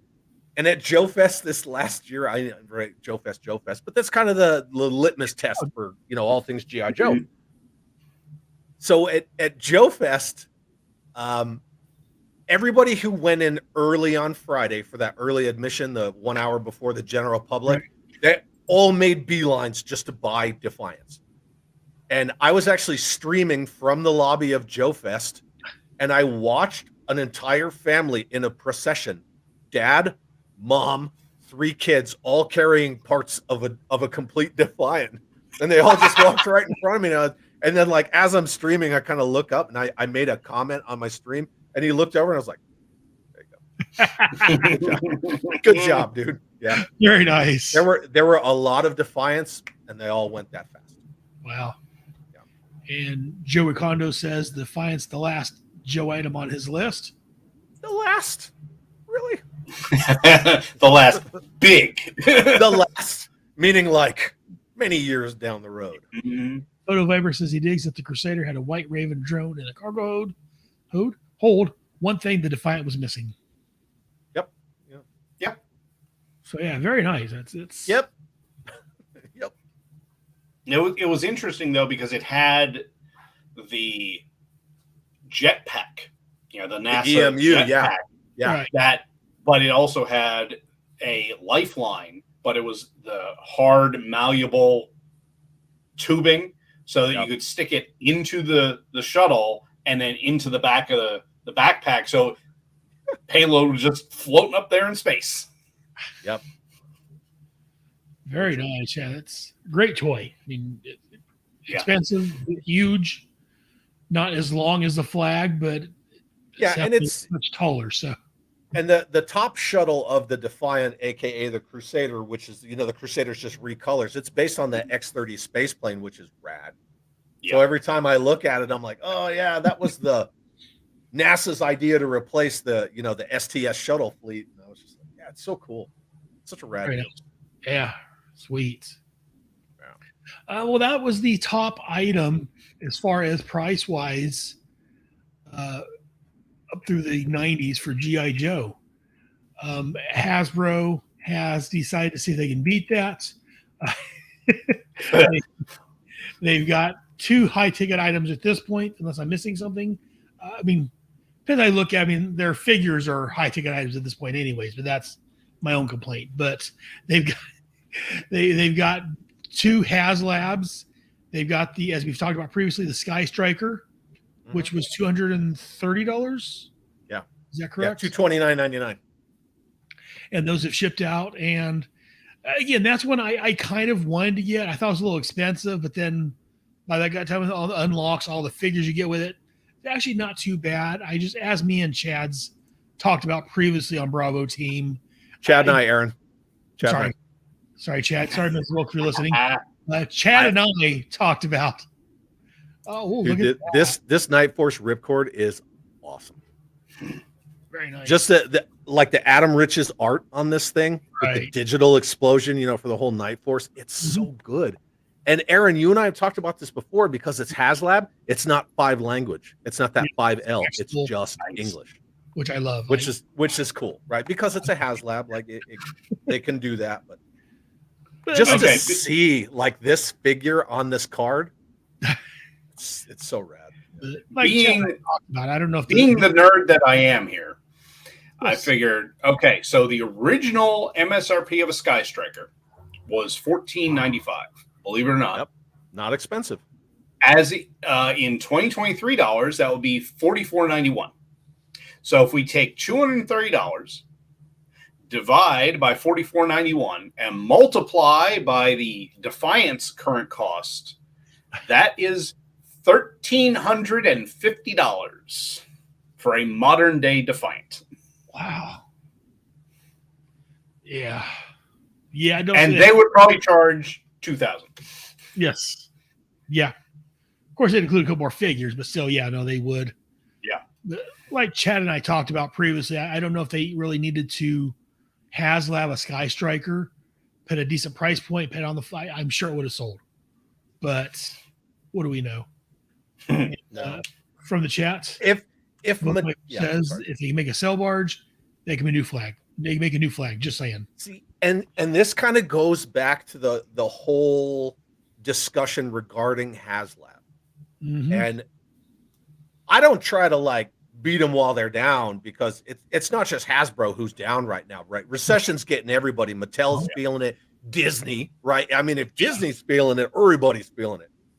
The thing is, though, Mattel. So if you look at these big toy brands, you've got, and I'm just going to talk about Mattel, McFarlane, and Hasbro, right?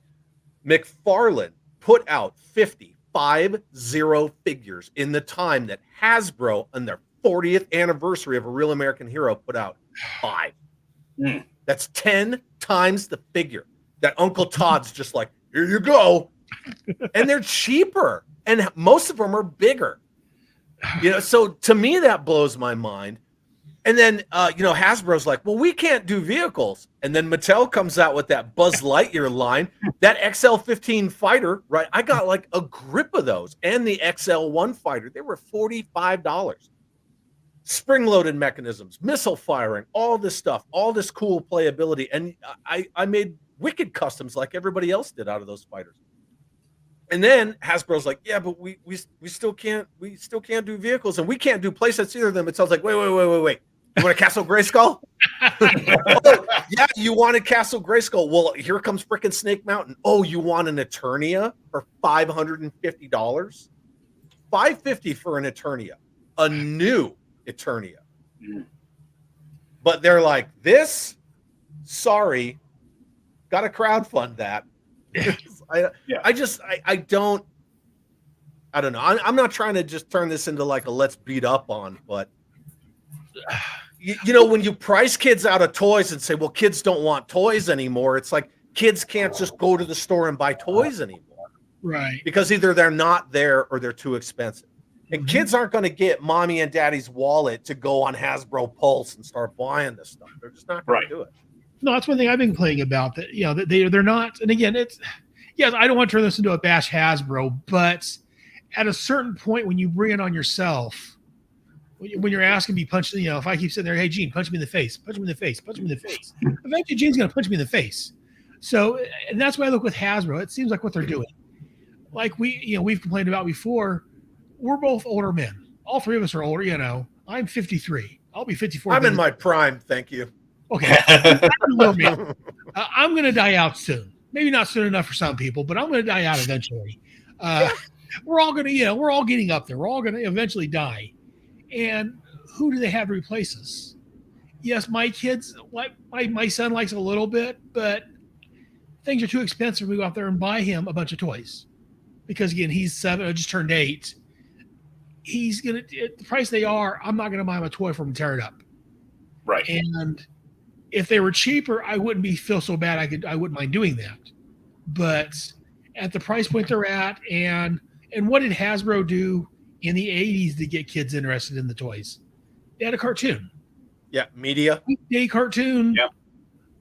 The comic book just re-ended, and they're supposed to get picked up somewhere else. But they had a cartoon. They had commercials for the toys via the cartoon. I mean, and for the comic book, they had commercials. So, and they were showing the toys on the air. You don't see. Yeah, I mean, have anything now. You could even do other tie-ins. I mean, look at Masters of the WWE Universe, wrestlers and He-Man combined. They are selling out everywhere. Yeah, you have a Sky the Sergeant Slaughter Man at Arms is brilliant. But let's say you have a Top Gun Maverick Sky Striker. Mm-hmm. I do. But I mean, movie tie-in. It's right on, and comes with exclusive Tom Cruise as Maverick figure. How quick would those sell? And then you have others, other types of tie-ins, just to get everyone interested in them. You mean like that guy? Like that guy, yeah. There he is. Very nice. Yep. Yeah. But once you have the hook, that's the thing. You need the younger audience to get hooked into it somehow. And see, myself, I don't care for the crossover stuff as much, but I definitely see where you're coming from. Yes, some people, they love that concept. They love, and they need to do something. And we got some comments from the chat. Photo Viper says that the 50th Sky Striker was only $50, and it came with a hiss and 2 figures. He also says that if they packaged larger vehicles with a video game, they'd sell like gangbusters.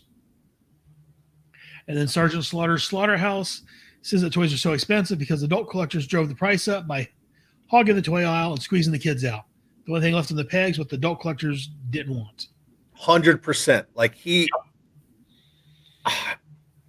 Zazel's so smart, right? And he nailed it with that. That's the truth, right? So adult collectors kind of started elbowing their ways in.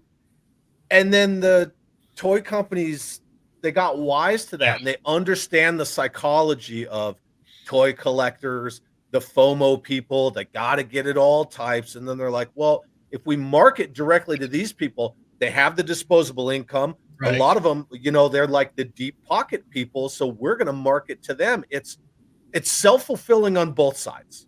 Yeah. Mm-hmm. And it kind of sucks, but that's how it is. But then if you look at like what Hasbro's done, they bought that animation studio. They really didn't do much with it, with some of their evergreen properties. They really put a lot of effort into like Paw Patrol and stuff like that. Right. And then they turn around and the brand that saved their company 3 times over, they're like, well, it's an emerging brand. It's like, who the said it was emerging? Emerging.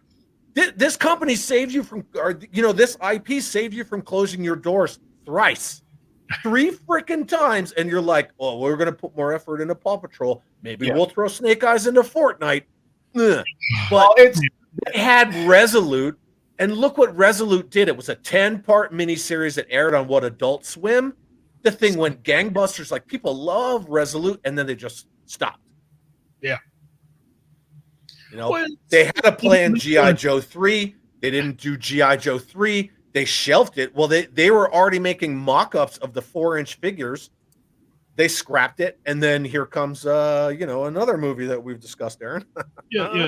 Right, and it bombs. So I don't think they know how to market Joe or get people interested in Joe.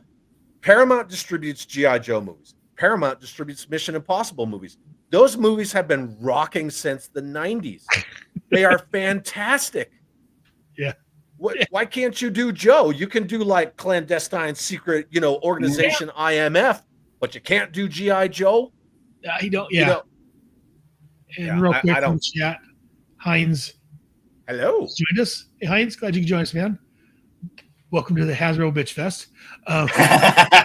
It's not just Art 73. And no, but I knew it was going to turn into this at some point because, yes, the adult collectors have something to do with it also, but Hasbro, like you said, there's G.I. Joe. There's the He-Man that doesn't get treated as poorly. I mean, I am so jealous of Mattel. So jealous. That don't have the I don't want to say I'm going to say it, the disrespect that Hasbro seems to show for G.I. Joe.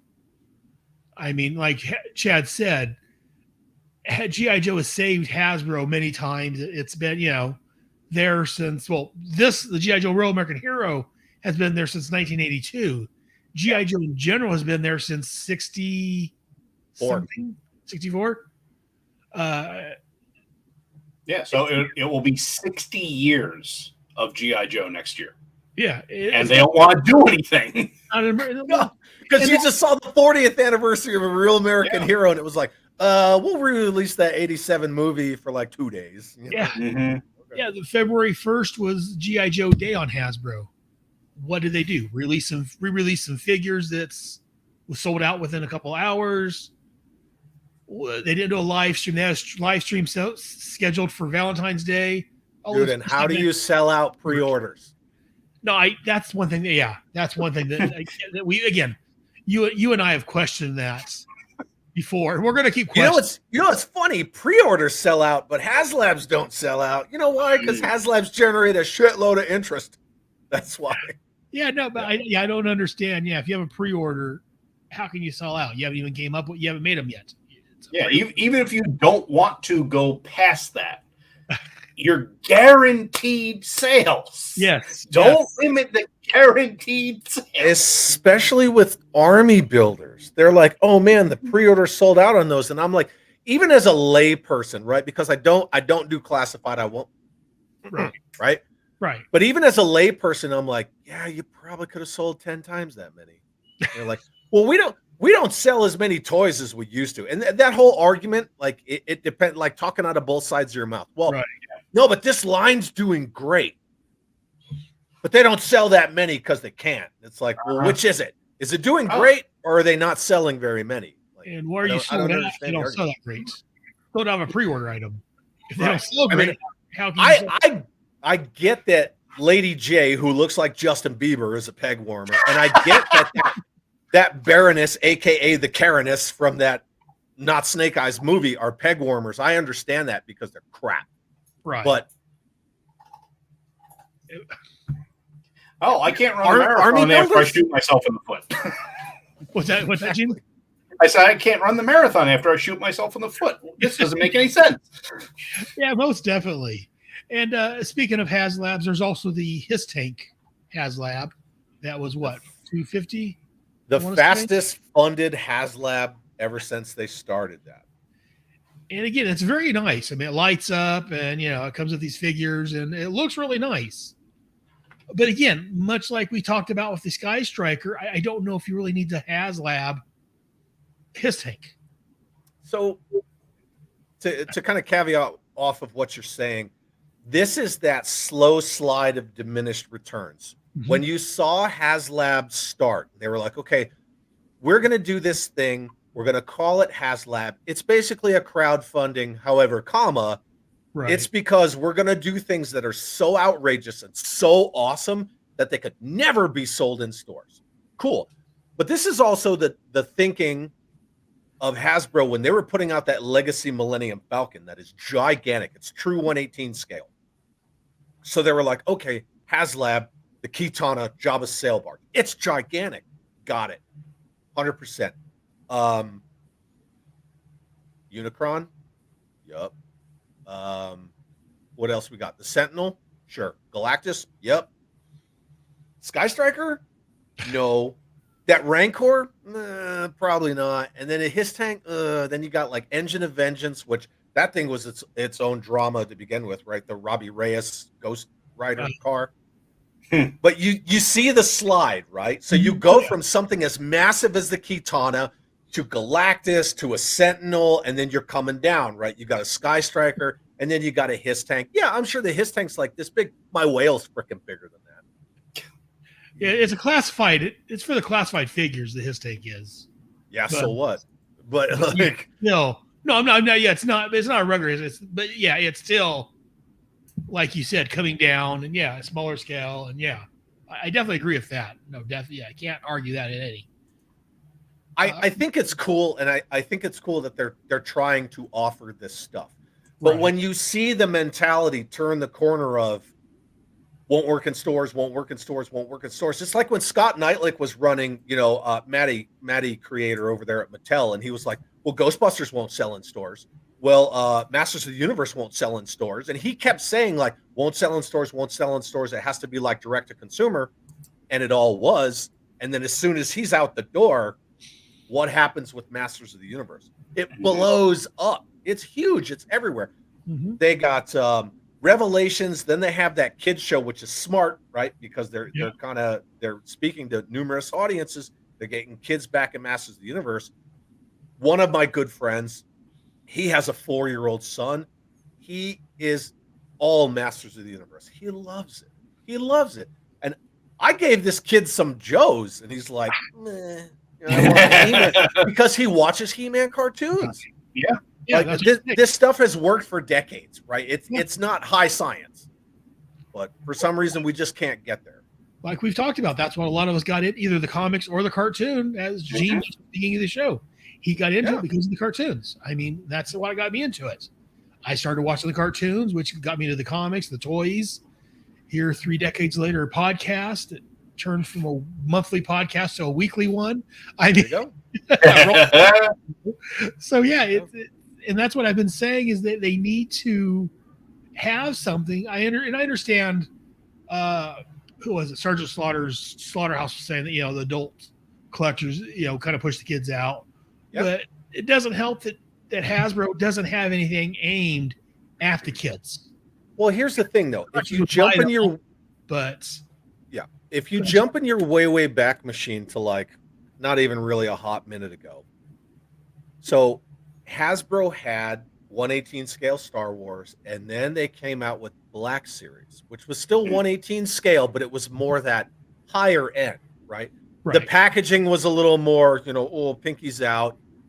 They had more like washes and paint apps and things like that on them. And then they decided, well, we're going to make Black Series 6-inch because the same steel mold that makes a 4-inch figure can make a 6-inch figure, and I can charge over twice as much. Aha, right?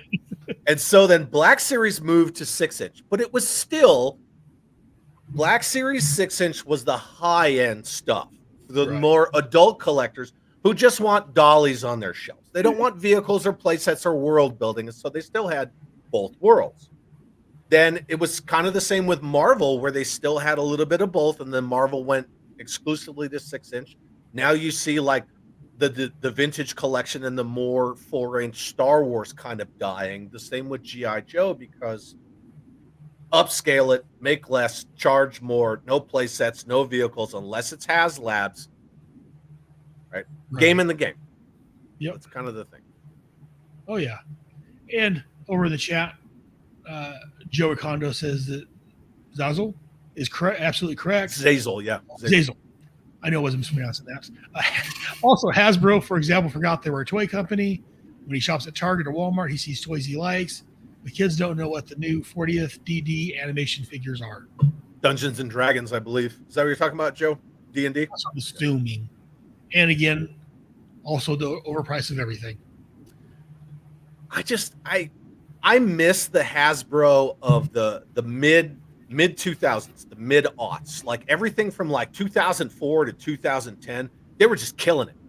All the Star Wars, like the characters and the peripherals of all the films, and you know, all this stuff. And they got like these weird droids and these bounty hunters, and oh, you know that one character that you saw run by with the ice cream maker? You know, they made that guy from yeah, exactly. And we're right, the bartender from Tatooine. Whoop, there he is, and all these characters, and they're just making 25th anniversary of a real American hero, and they're just rocking vehicles, figures, all this stuff, movies, boom, boom, boom, and they were just killing it. And then, and Joe says, yeah, Mattel's on fire. He was never allowed to have Master of the Universe as a kid. Now he collects it, and this whole original line is new to him, and he loves it. So yeah, no, it's I agree with you. Mattel's killing it. Yeah, killing it. Yeah, I mean they kind of took a bath on the Buzz Lightyear stuff, but they swung for the fences with that Buzz Lightyear line, and Masters is doing great. And I know, but I'm also not a Masters person, and some people say like, well, it's all languishing on the shelves in clearance. Maybe, but what toy lines don't to a degree. Right. And you're talking about the Buzz Lightyear line. I know when I go to my local Walmart, there's usually kids in there looking at it. Or parents want their kids, or the kids, they stop and look at the they're awesome. They make for amazing customs too. Remember that Cobra robot that they set loose in the pit? Yeah. Okay, well I got one of those Buzz Lightyear war droids or whatever, and I made that freaking Cobra robot out of it. Very nice. He's awesome. And I was just like, all I did was repaint him, and I'm like, whoop, there he is. So next to a 4-inch figure, he's about to scale. Right. Very nice. Can't go wrong with that. But yeah, so that's, we've talked about the high price ticket items. Any other thoughts, Gene, on the high price ticket? I mean, again, there's a lot we could go over on what we've been going on and the other figures and stuff, but kind of bring things up. Well, I really what I got out of putting this list together was looking at and seeing. I mean, even with the adjusted price, right? How reasonable everything was.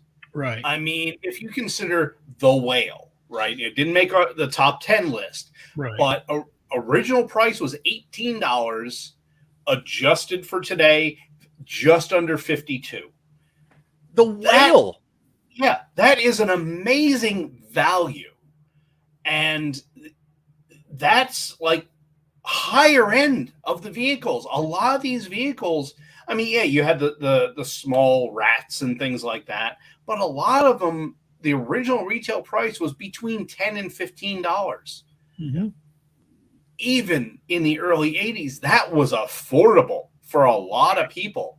So that's, and they weren't cheap.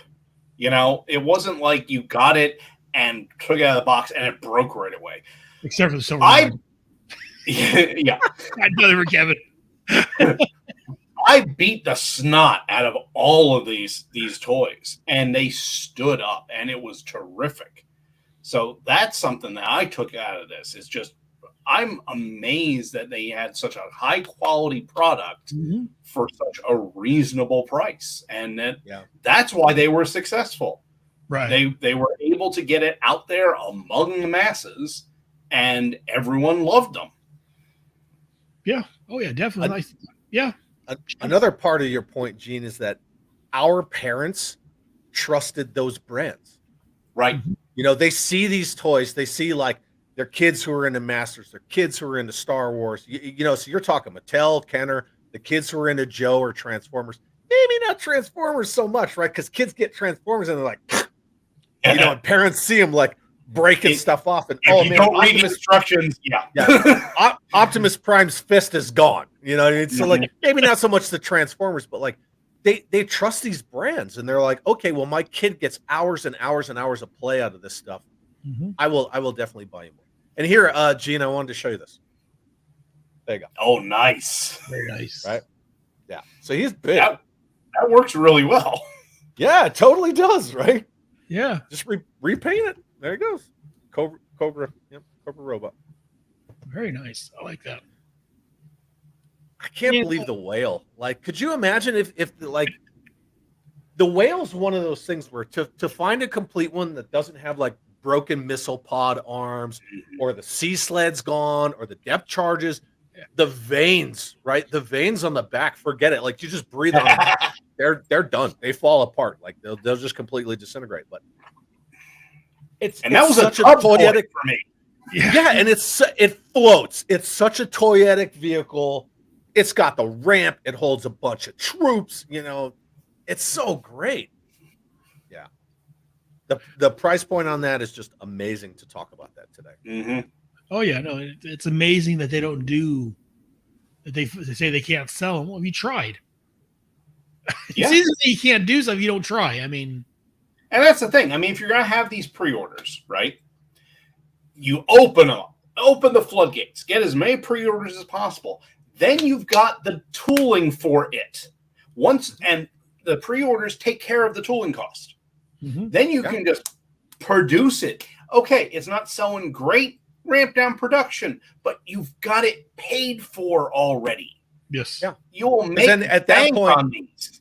it's packaging and shipping, right? Exactly. To locations to sell them. Yeah, I had a long discussion with somebody about commerce and capitalism and toys and how they all relate. It's like, well, they just can't sell them like they used to. And I'm like, well, do they try? So like you take there's a Yeti, right? So people love the Yeti mugs. They're because they're high quality. So the price goes along with the quality of these mugs. But let's say they only made 10% of the mugs that they make.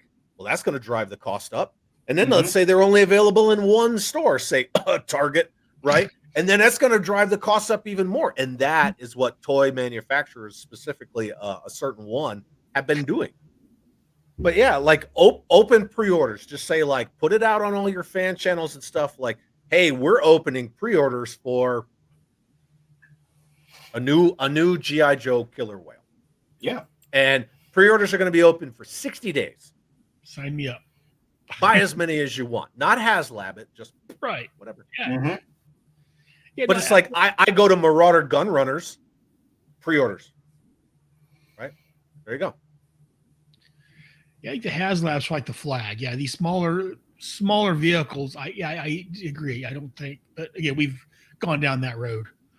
But here's the thing. Yeah, HasLab, sure, flag, right? Because it's low hanging fruit. But right.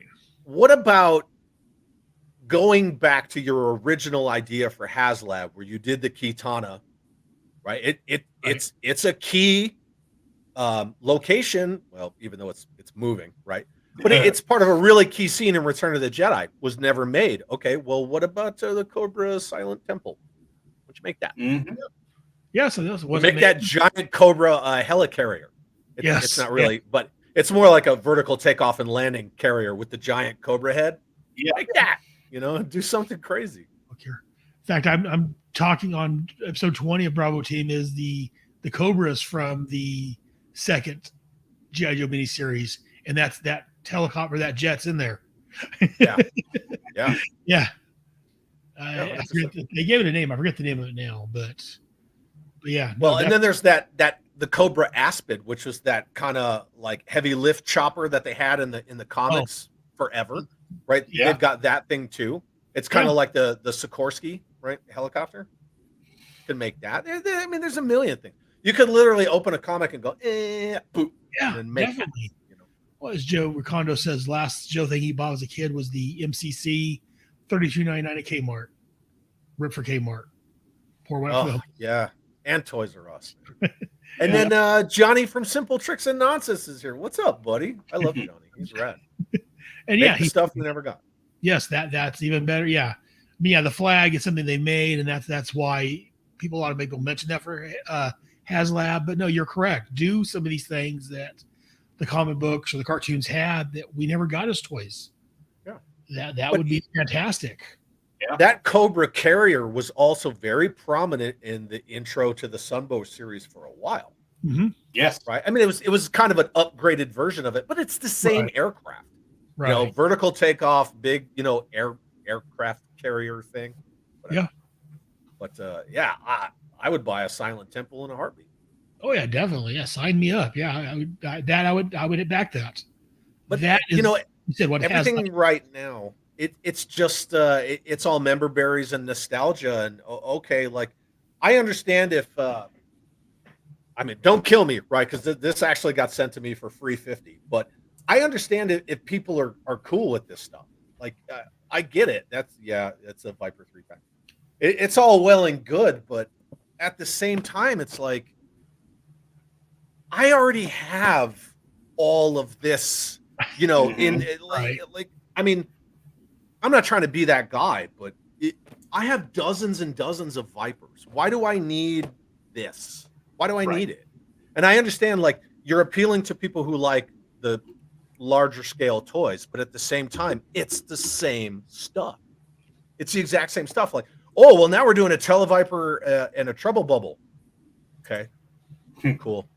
It's like you just upsized it and you make it seem like, man, look at how cool this is. It's so new and awesome. It's like, it's not new. It's not. I don't get it. And I feel like, Jacoby Mugatu on Zoolander, like I'm on crazy pills. Like I'm the only one who like doesn't get it. I don't get it. Mm-hmm. It never will make sense to me. And I understand, like I have numerous friends who are all about it. And, I'm happy they're happy. But, just like with you, Aaron, like I see it all right behind you. Oh, yeah. Yeah. I'm happy if people are happy. And I buy classified stuff for people because it brings them joy and that's cool. But this whole nostalgia baiting, like all this crap, right. This is like a glider. Like you'll throw it and it'll fly for a minute, but it's going to crash. Yeah. Mm-hmm. You're not getting kids into this stuff. You're pricing them out because why was this $90? Why is this $90? Because if you took each one of these figures out and you packaged them separately and paid for the shipping and to get it in stores, it would still be cheaper than this. And see, that's why I thought maybe all the figures were going to be raised up to $30 some odd a piece. That's what I've been expecting. Yeah, because it was $90. I was expecting a jump. And there's a couple of things that did, I think, go higher, but yeah, it hasn't jumped up like I thought it would. So well, but you see the weird little things like when they released that Kamakura classified figure. It's like, real quick, thanks Joe for joining us, and have a good night, man. Thank you. And then Johnny said something else. If you want to highlight that, this is true. Which one's that? The next one down. Yeah. Real quick, Photo Viper says they can make modular play sets. The giant base. Yeah, I mean, because I got the Joy Toy mech bays right there. Those Yeah. are all Joy Toy mech bays. Yeah, they plug and play. And yeah, Simple Tricks of Nonsense. This is true for every legacy toy line. Mattel did the classics. And the characters are only in the comics and cartoons. NECA is doing it with multiple properties. Yeah, 100%. So yeah, no, definitely. It's. I don't know where the disconnect is. I think it's a lot of it is hubris, because we're Hasbro. Like I'll Right. just throw a freaking Snake Eyes figure at them and they'll just shut up for a month, Right. Because when all else fails, give them another Snake Eyes, Right. which Yeah. is kind of my And beef there's- with Snake Eyes to begin with. Yeah. But also, you're dictating to people what they will collect. You're not letting the market decide. Yeah. You guys, as suit and tie people who sit in an office and you know more about working Excel spreadsheets than you do about the IPs that you manage, right? Or what your customer base is consisting of. Mm-hmm. Like, I interviewed the former digital media director or whatever, right? Rick LaPrade from Hasbro. And he was like, I came up with all this content for the G.I. Joe like fan channels. They didn't even use it. He's like, I gave them a year's worth of media. Right. They didn't do shit. They didn't do anything with it. Nothing at all. And he was like, all this 40th anniversary stuff, he's like, I preloaded everything before they canned me. Right. And yeah. Well, like I said, It's just crazy to listen to former Hasbro employees talk about what goes on over there. well, like I say, when I was at Target, they had that repainted Ram. They also have the newer Snake Eyes and Timber, and I looked at that, but I'm like, I've got 2 Snake Eyes. I've got the Snake Eyes and Timber. Why do I need another one? Though again, I am one of the suckers that I bought the triple pack of Vipers. I'm waiting on that to come from Big Bad Toy Store. And again, as we all know, I'm a sucker for the Trouble Bubble, so I am going to get a couple of those because I'm a sucker. Yeah. But Right. And I would never give you smack about it, but think about marketing, right? Right. Marketing isn't just media, it isn't just content. You're competing on the toy aisle with your packaging, and it has always been like that. Kenner brilliantly, when they came up with their their racetrack Star Wars cards, behind the bubble, they always had a contrasting color behind the figure because it was drawing, right? It's a psychology of it. It's drawing kids' eyes to that figure. right. G.I. Joe, right, with the Hector Garrido art and the explosion, and the Masters of the Universe cards, right, with the exploding mountain mask, Transformers, all that stuff. Like, the packaging art drew people in. Right. You talked about that new Snake Eyes and Timber. Dude, that thing looks like a puzzle. It doesn't even look like a toy. You Yeah. look at this box, Yeah. you could literally just like Photoshop, 500-piece puzzle in the corner, and nobody would know the difference. It Yeah. does not look like a toy whatsoever. And all they freaking did was take an older version of Snake Eyes. They took the Shemog that was going to come with the Stalker. They threw it in there and repainted Timber. Yeah. It's like when they feed you crap and you eat it, don't complain that it tastes like crap. You know what I mean? Because like you did that willingly. Like I said, Again, I Crazy did, pills. like I said, I did buy the Viper. I'm going to get the Trouble Bubbles, but that's not going to stop me from, like we've been doing, complaining about what Hasbro's doing wrong. And like you said, there's quite a bit that, and we've talked about here in other episodes. They're aiming at just the adult collectors. They're ignoring the kids. They don't have a cartoon now. I mean, how hard is it to put a cartoon either on YouTube or Netflix or somewhere?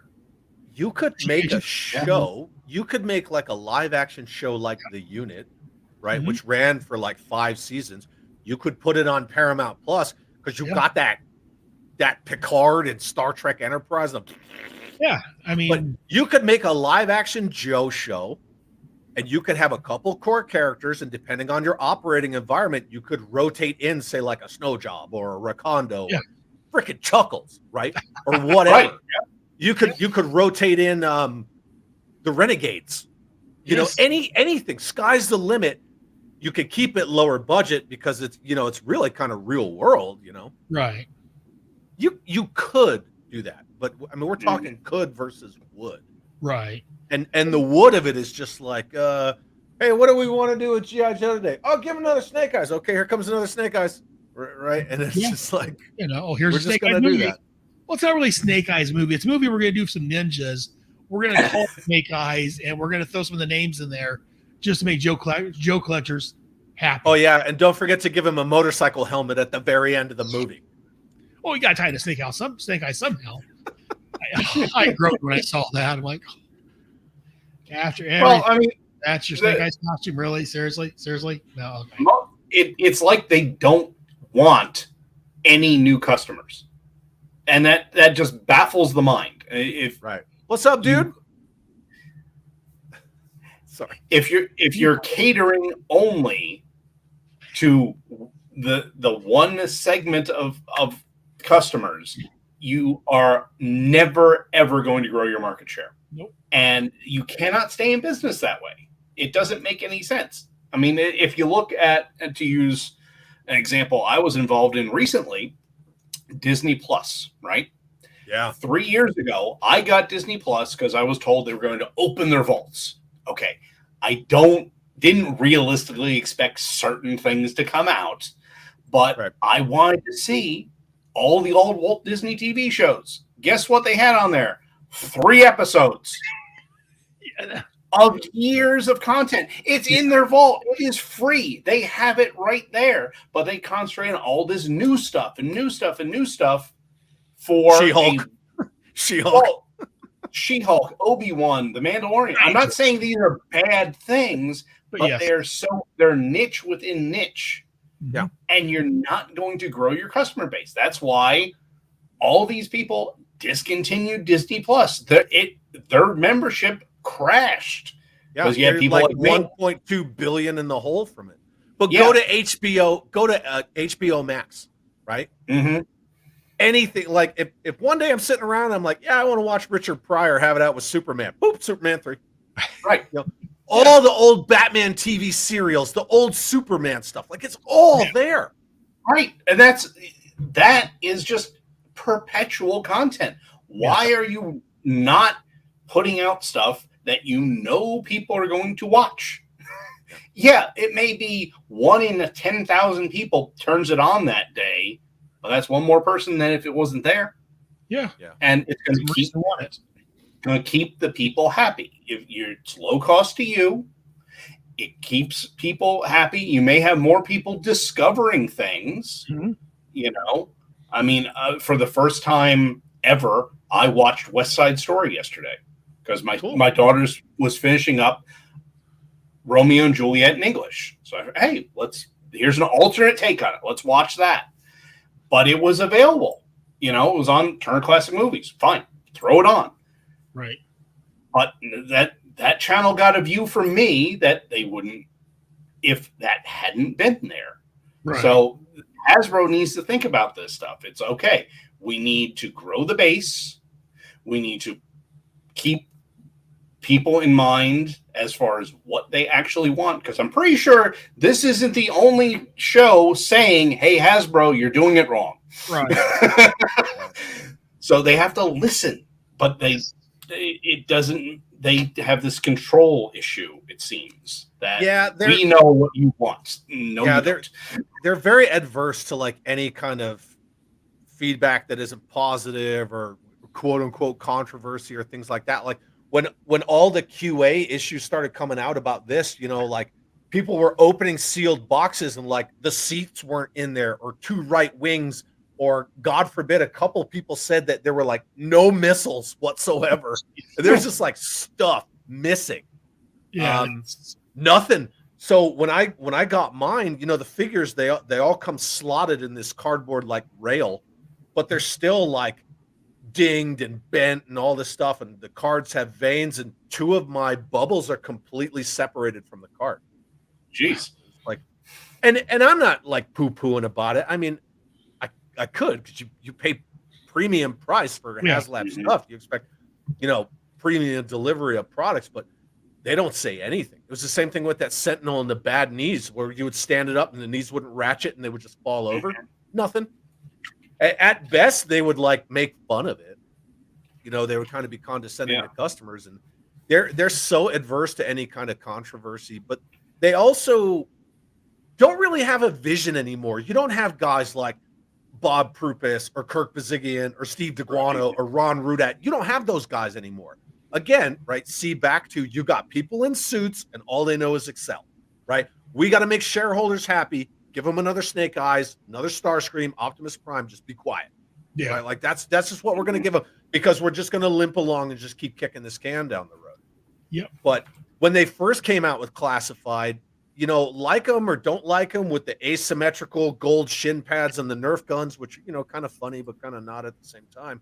At least they had an idea of what they wanted the visual language of classified to be. Right. And when it first came out, I didn't have beef with it because it was different. It was just different enough where it wasn't a Real American Hero supersized. And then they caught some shit for it. And so then they just like scrap it all and just upsize all the Real American Hero stuff and shut them up. So they'll buy it. Yeah. I don't know. Sorry. What'd you throw up there? I was going to so Simple Trick says the heads of these companies don't know the value of their properties. They don't. You have people in positions of zero knowledge or passion about the very things that built their companies they work for. Yeah, absolutely. 100%. Yeah. And that's like earlier we were talking about Emily. No offense to Emily, but yeah, she doesn't have the passion for the G.I. Joe that you should have if you're going to be a spokesman for it. But, sorry. No, and I think it shows that she doesn't have the passion for it. She was brought over from Power Rangers. And it's not a current year Hasbro only problem, because if you remember in the 80s, when Kirk Bazigian helped set the line, flag points were Kirk Bazigian, blueprints were Kirk Bazigian, right? All that stuff. He helped set that brand. By 84, they moved him off of Joe and they had him go manage Play School Baby. Then they brought him back in 89 to like run G.I. Joe all the way through the 90s until, right? Then they gave the Kenner people the G.I. Joe line, killed a Real American Hero, and let the former Star Wars people do G.I. Joe Extreme. So they've made dumbass decisions for a long time. And I will say that yes, at least someone like Emily gets brought in and understands, like, A, I'm going to be drinking from a fire hose. B, I'm going to have to go up against people who have known this property inside and out for 4 decades at least. Yeah. Right? Total uphill fight. So kudos to her for taking that on. However, it's kind of crappy, like, to put somebody in front of that train and be like, have fun. Yeah. Give them 8 snake eyes, they'll love it. And then they just run off, Yeah, don't get me wrong. Yeah, I'm not bashing Emily. I think, she comes no. across as super sweet and, and she's I don't know. She won't answer me, dude. So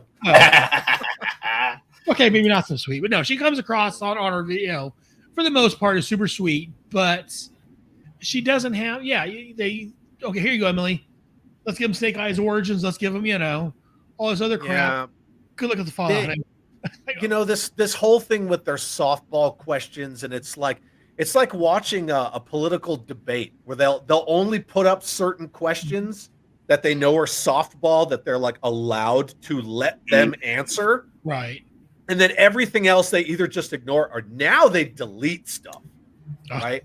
As soon as they announced that they were laying off 1,000 employees, Right. and then they put up that poorly timed tone deaf thing about, oh, nothing spells LOVE like a live stream and pre-orders and all this stuff. And like everybody just destroyed them. Like, you just fired 1,000 people a day ago, and now like this is what you care about.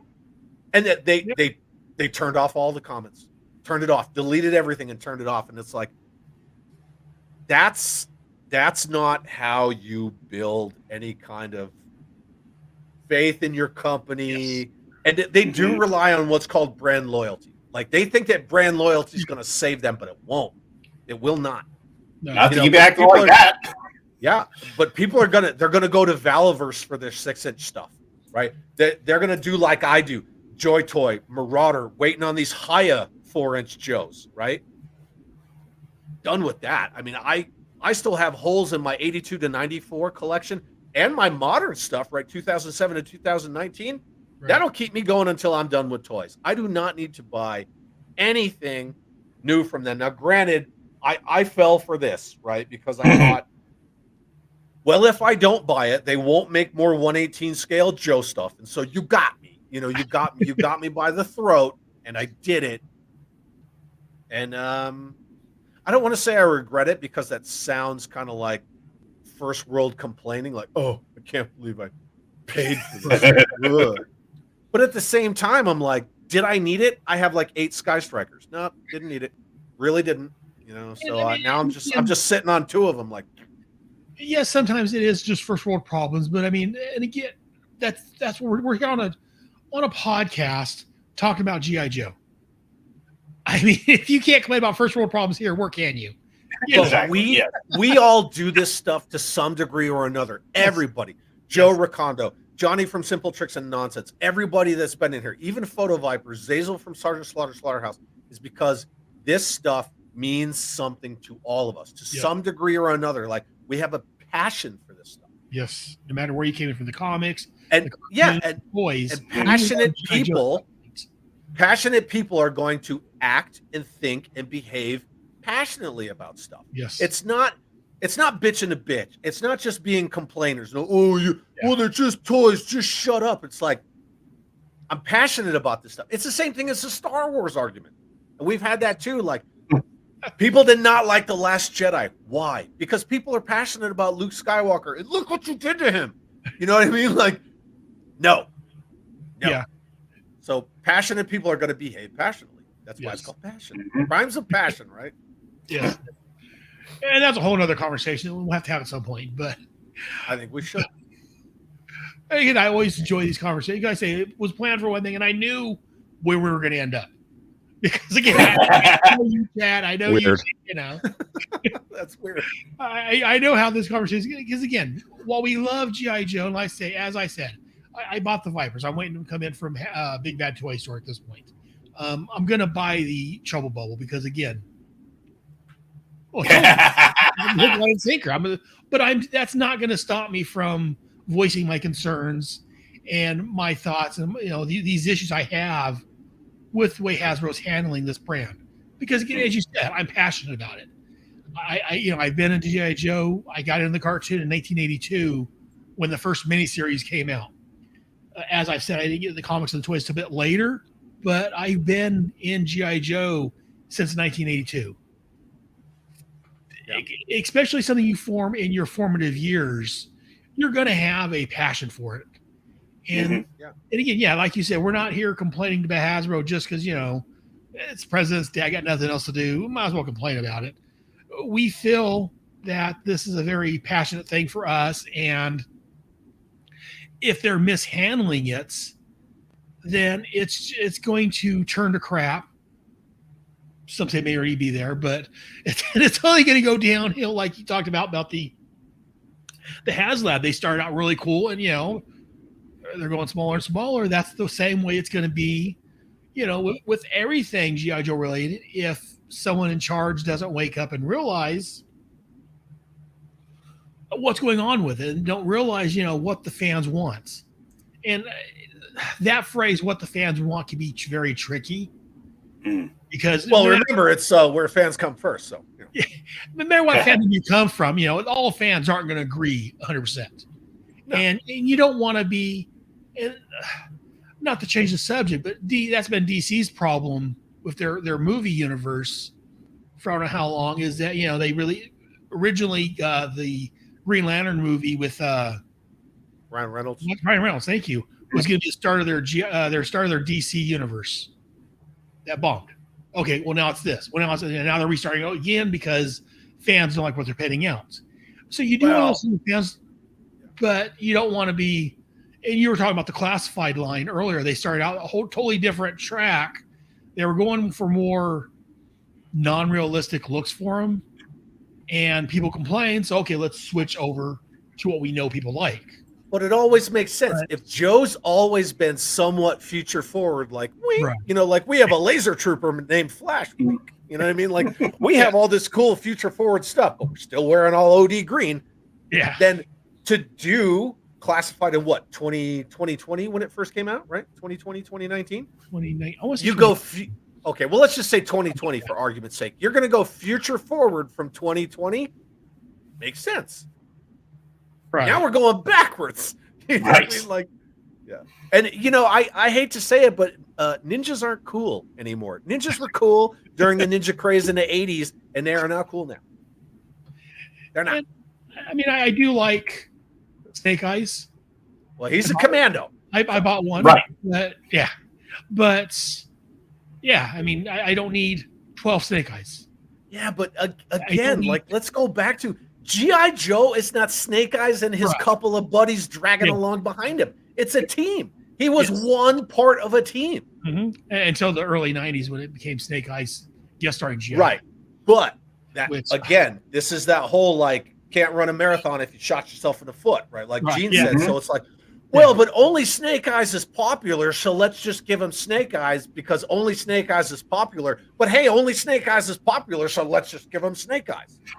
You're just repeating the same thing Yeah. over and over. Yeah. It's like, well, people only like Snake Eyes and Storm Shadow. What should we give them? Yeah, probably Snake Eyes and Storm Shadow. Oh, okay. Well, hey, Snake Eyes and Storm Shadow are all that sell. Broken record.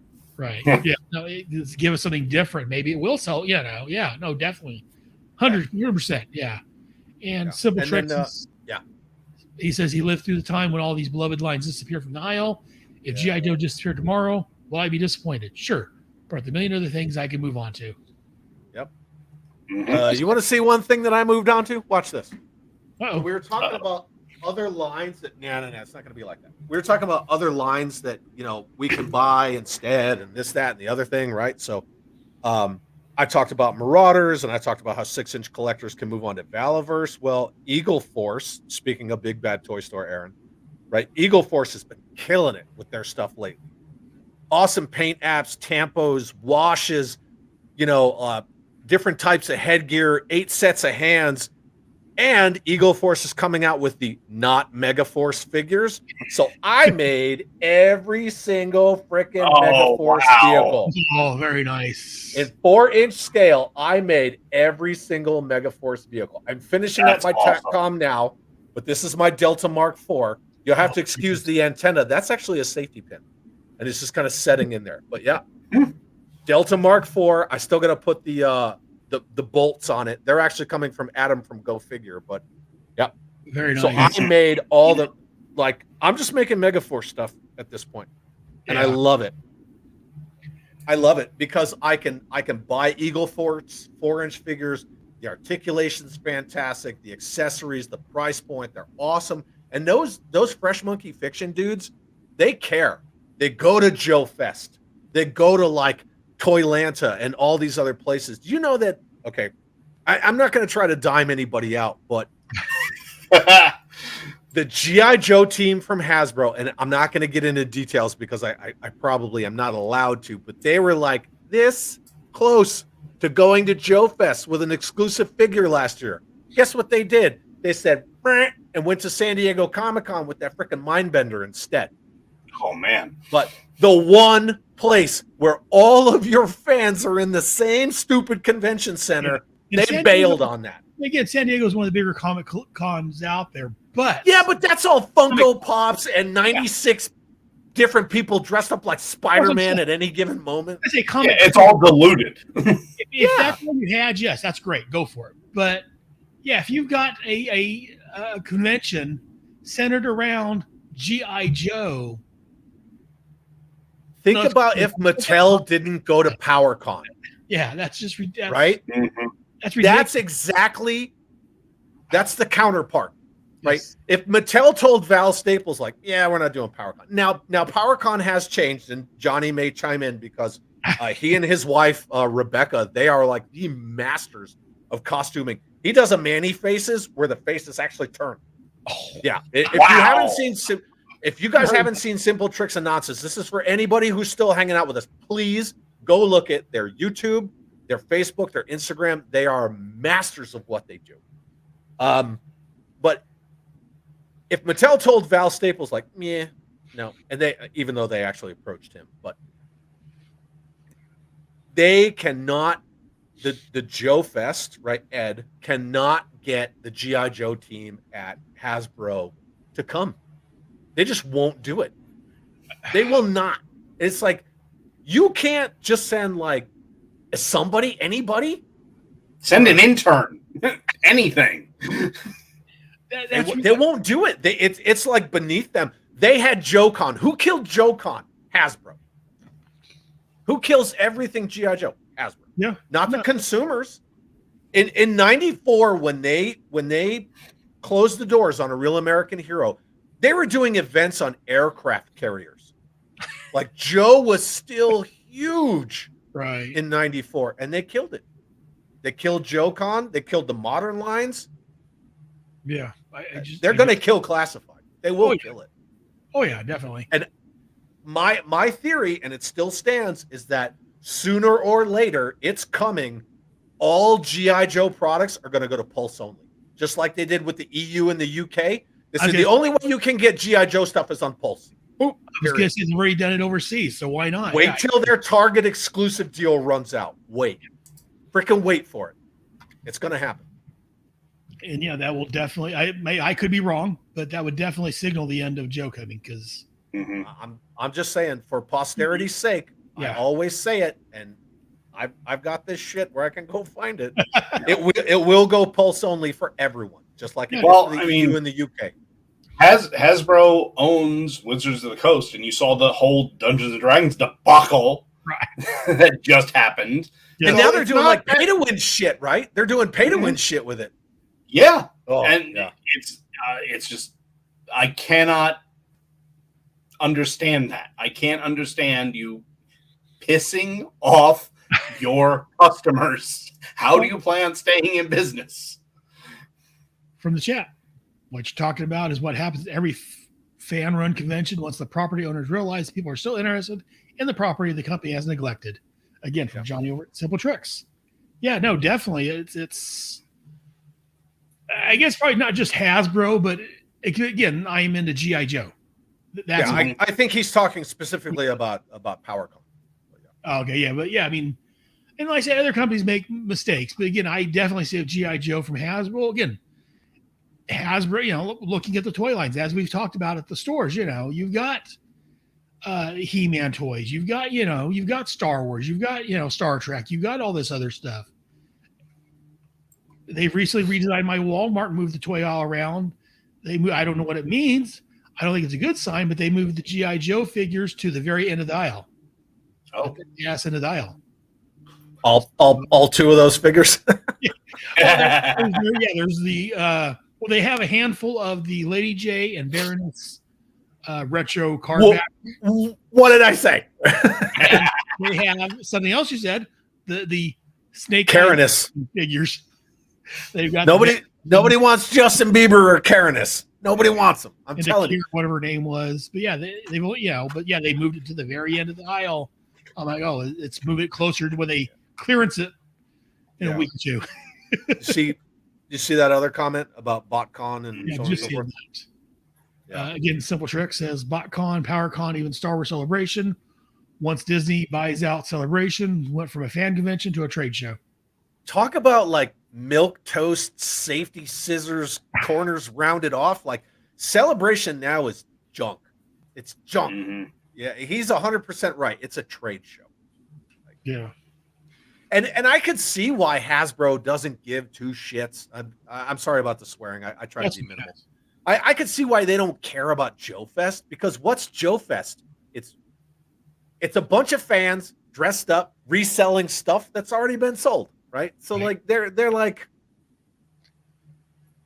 we'll go to San Diego Comic-Con where everything is brand new and it's all Funko Pops and new stuff, and we'll sell our QR codes for something that you don't even need to be there to get it. Right? I mean, It's just like, but yeah, and I understand, but yeah, at San Diego Con, you're competing with Marvel, DC, all these other brands out there. there's more people there for Final Fantasy than there is for G.I. Joe. While at Right. Joe Fest, you bring that there, everyone there is there for G.I. Joe. Yeah. At To San one Diego degree or another, but it is Yeah. Joe Fest and the Atlanta Toy and Comics Show. So like this past year and last year, as soon as you walk in the doors, the very first booth to the right is all Master stuff. So there is other stuff, Right. but yes, it's But- 99.995% Joe people own. And the cool thing is, kids. Yeah, You see so many kids there. from San Diego. Well, kids don't buy toys anymore. Mhm. Are you putting toys out there for the kids? But yeah, San Diego. I haven't been to San Diego Comic Con since early 2000s. I've heard it's ridiculous now, and it's hard to get in, and all this other stuff, and competing with all these other brands. We're Joe Fest. I'm going to keep saying that. Wasn't It's the 2023 sold out before the 2022 show was over? Probably. That's kind of how it rolls, right? Yeah.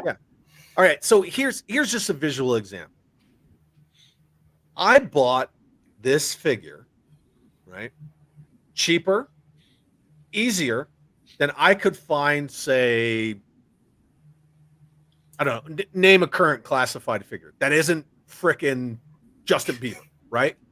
Right. So I have never seen the retro carded Gung Ho. Let's just use that one for an example. I've never seen it in all the Walmarts that I ever visit, and just my morbid curiosity takes me down the toy aisle. Plus, it's something I've always done, right? So I just do it.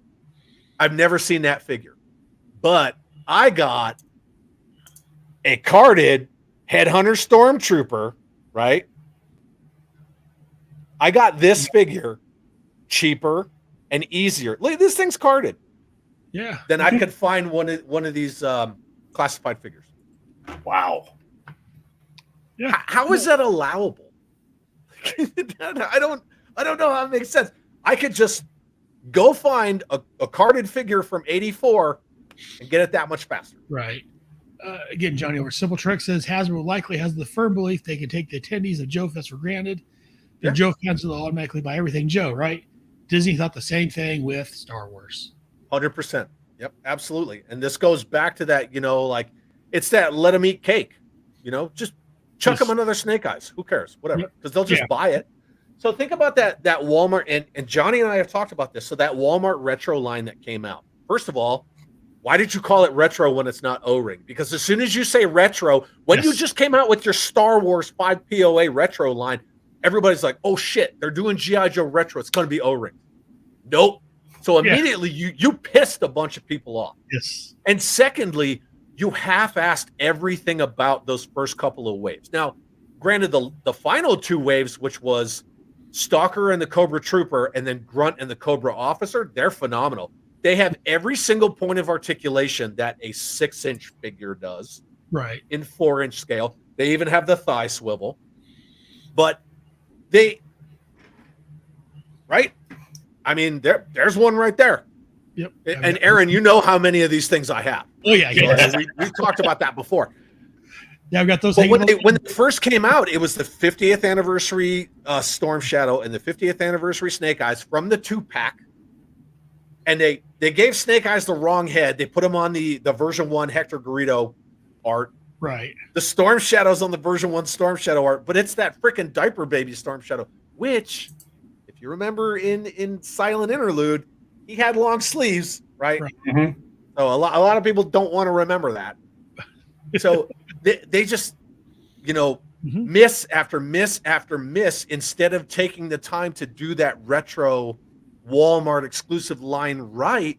Yes. They were like, well, hey, nobody wants these, which wasn't really true because they were selling. But I'm thinking smarter, not harder. And I'm like, if you really want to wow the Joe fans, take the figure like the Cover Girl, the Dial Tone, the ones that you put out toward the end of the modern stuff that you put it only out in a figure subscription service, and they're hard to find and really expensive, and do those in your retro Walmart line, Mhm. and they will sell like gangbusters. Nope, give them Snake Eyes. Yeah. There you go, Snake Eyes.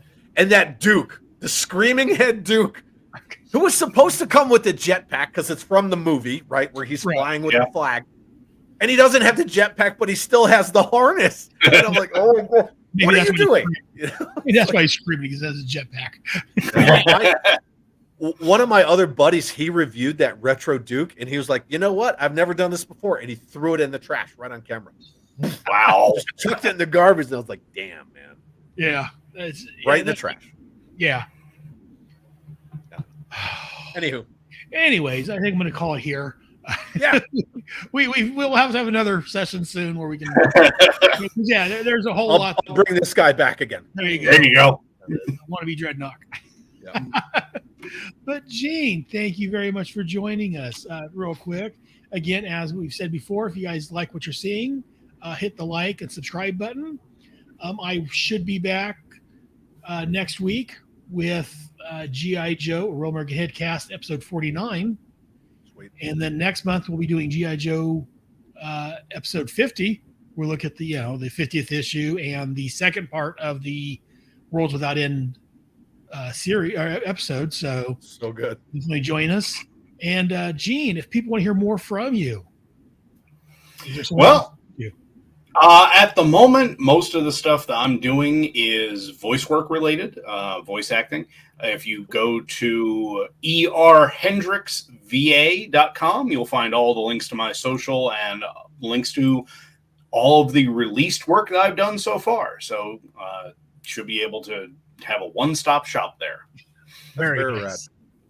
And Chad, if people want to hear more of your rantings and ravings, which I love, but if they want to hear more from you, I just call it like I see it, right? It's all just opinion. You're not Articulated Chad here on YouTube, Instagram, Facebook, and TikTok, right? Go figure, TikTok. Because 10-second attention spans, it goes nuts. Like it's actually whatever. It's easy peasy. But yeah. Or hanging out with you whenever you do a Bravo team, and let me know. Definitely. And you can find me on the Headcast Network. I'm on headcastnetwork.com. I'm on Facebook at Headcast Network, and also G.I. Joe, YouTube, and everywhere else. So look for G.I. Joe, Real American Headcast, or the Headcast Network. And like I said, be back next week when I have my regular crew on for episode 49. And until then, I guess we'll call it a day and we'll complain about Hasbro next time. I also do a weekly show with Jay Bartlett from Action Figure Adventure and the Jan Rob Toy Show and Nintendo Quest on his channel every Friday. Sorry, I forgot to mention it. Oh, no, fine. What time on Fridays? 8 p.m. Eastern. All right. So Nice. Check out that show. Yeah, check out some of those. So yeah, definitely check out both. These guys have some great shows, some great work. Definitely check out what they're doing. And we'll see you guys next time. Yo, Joe. Yo, Joe. Yo, Joe. Thank you much. And we're going to go and end the broadcast here.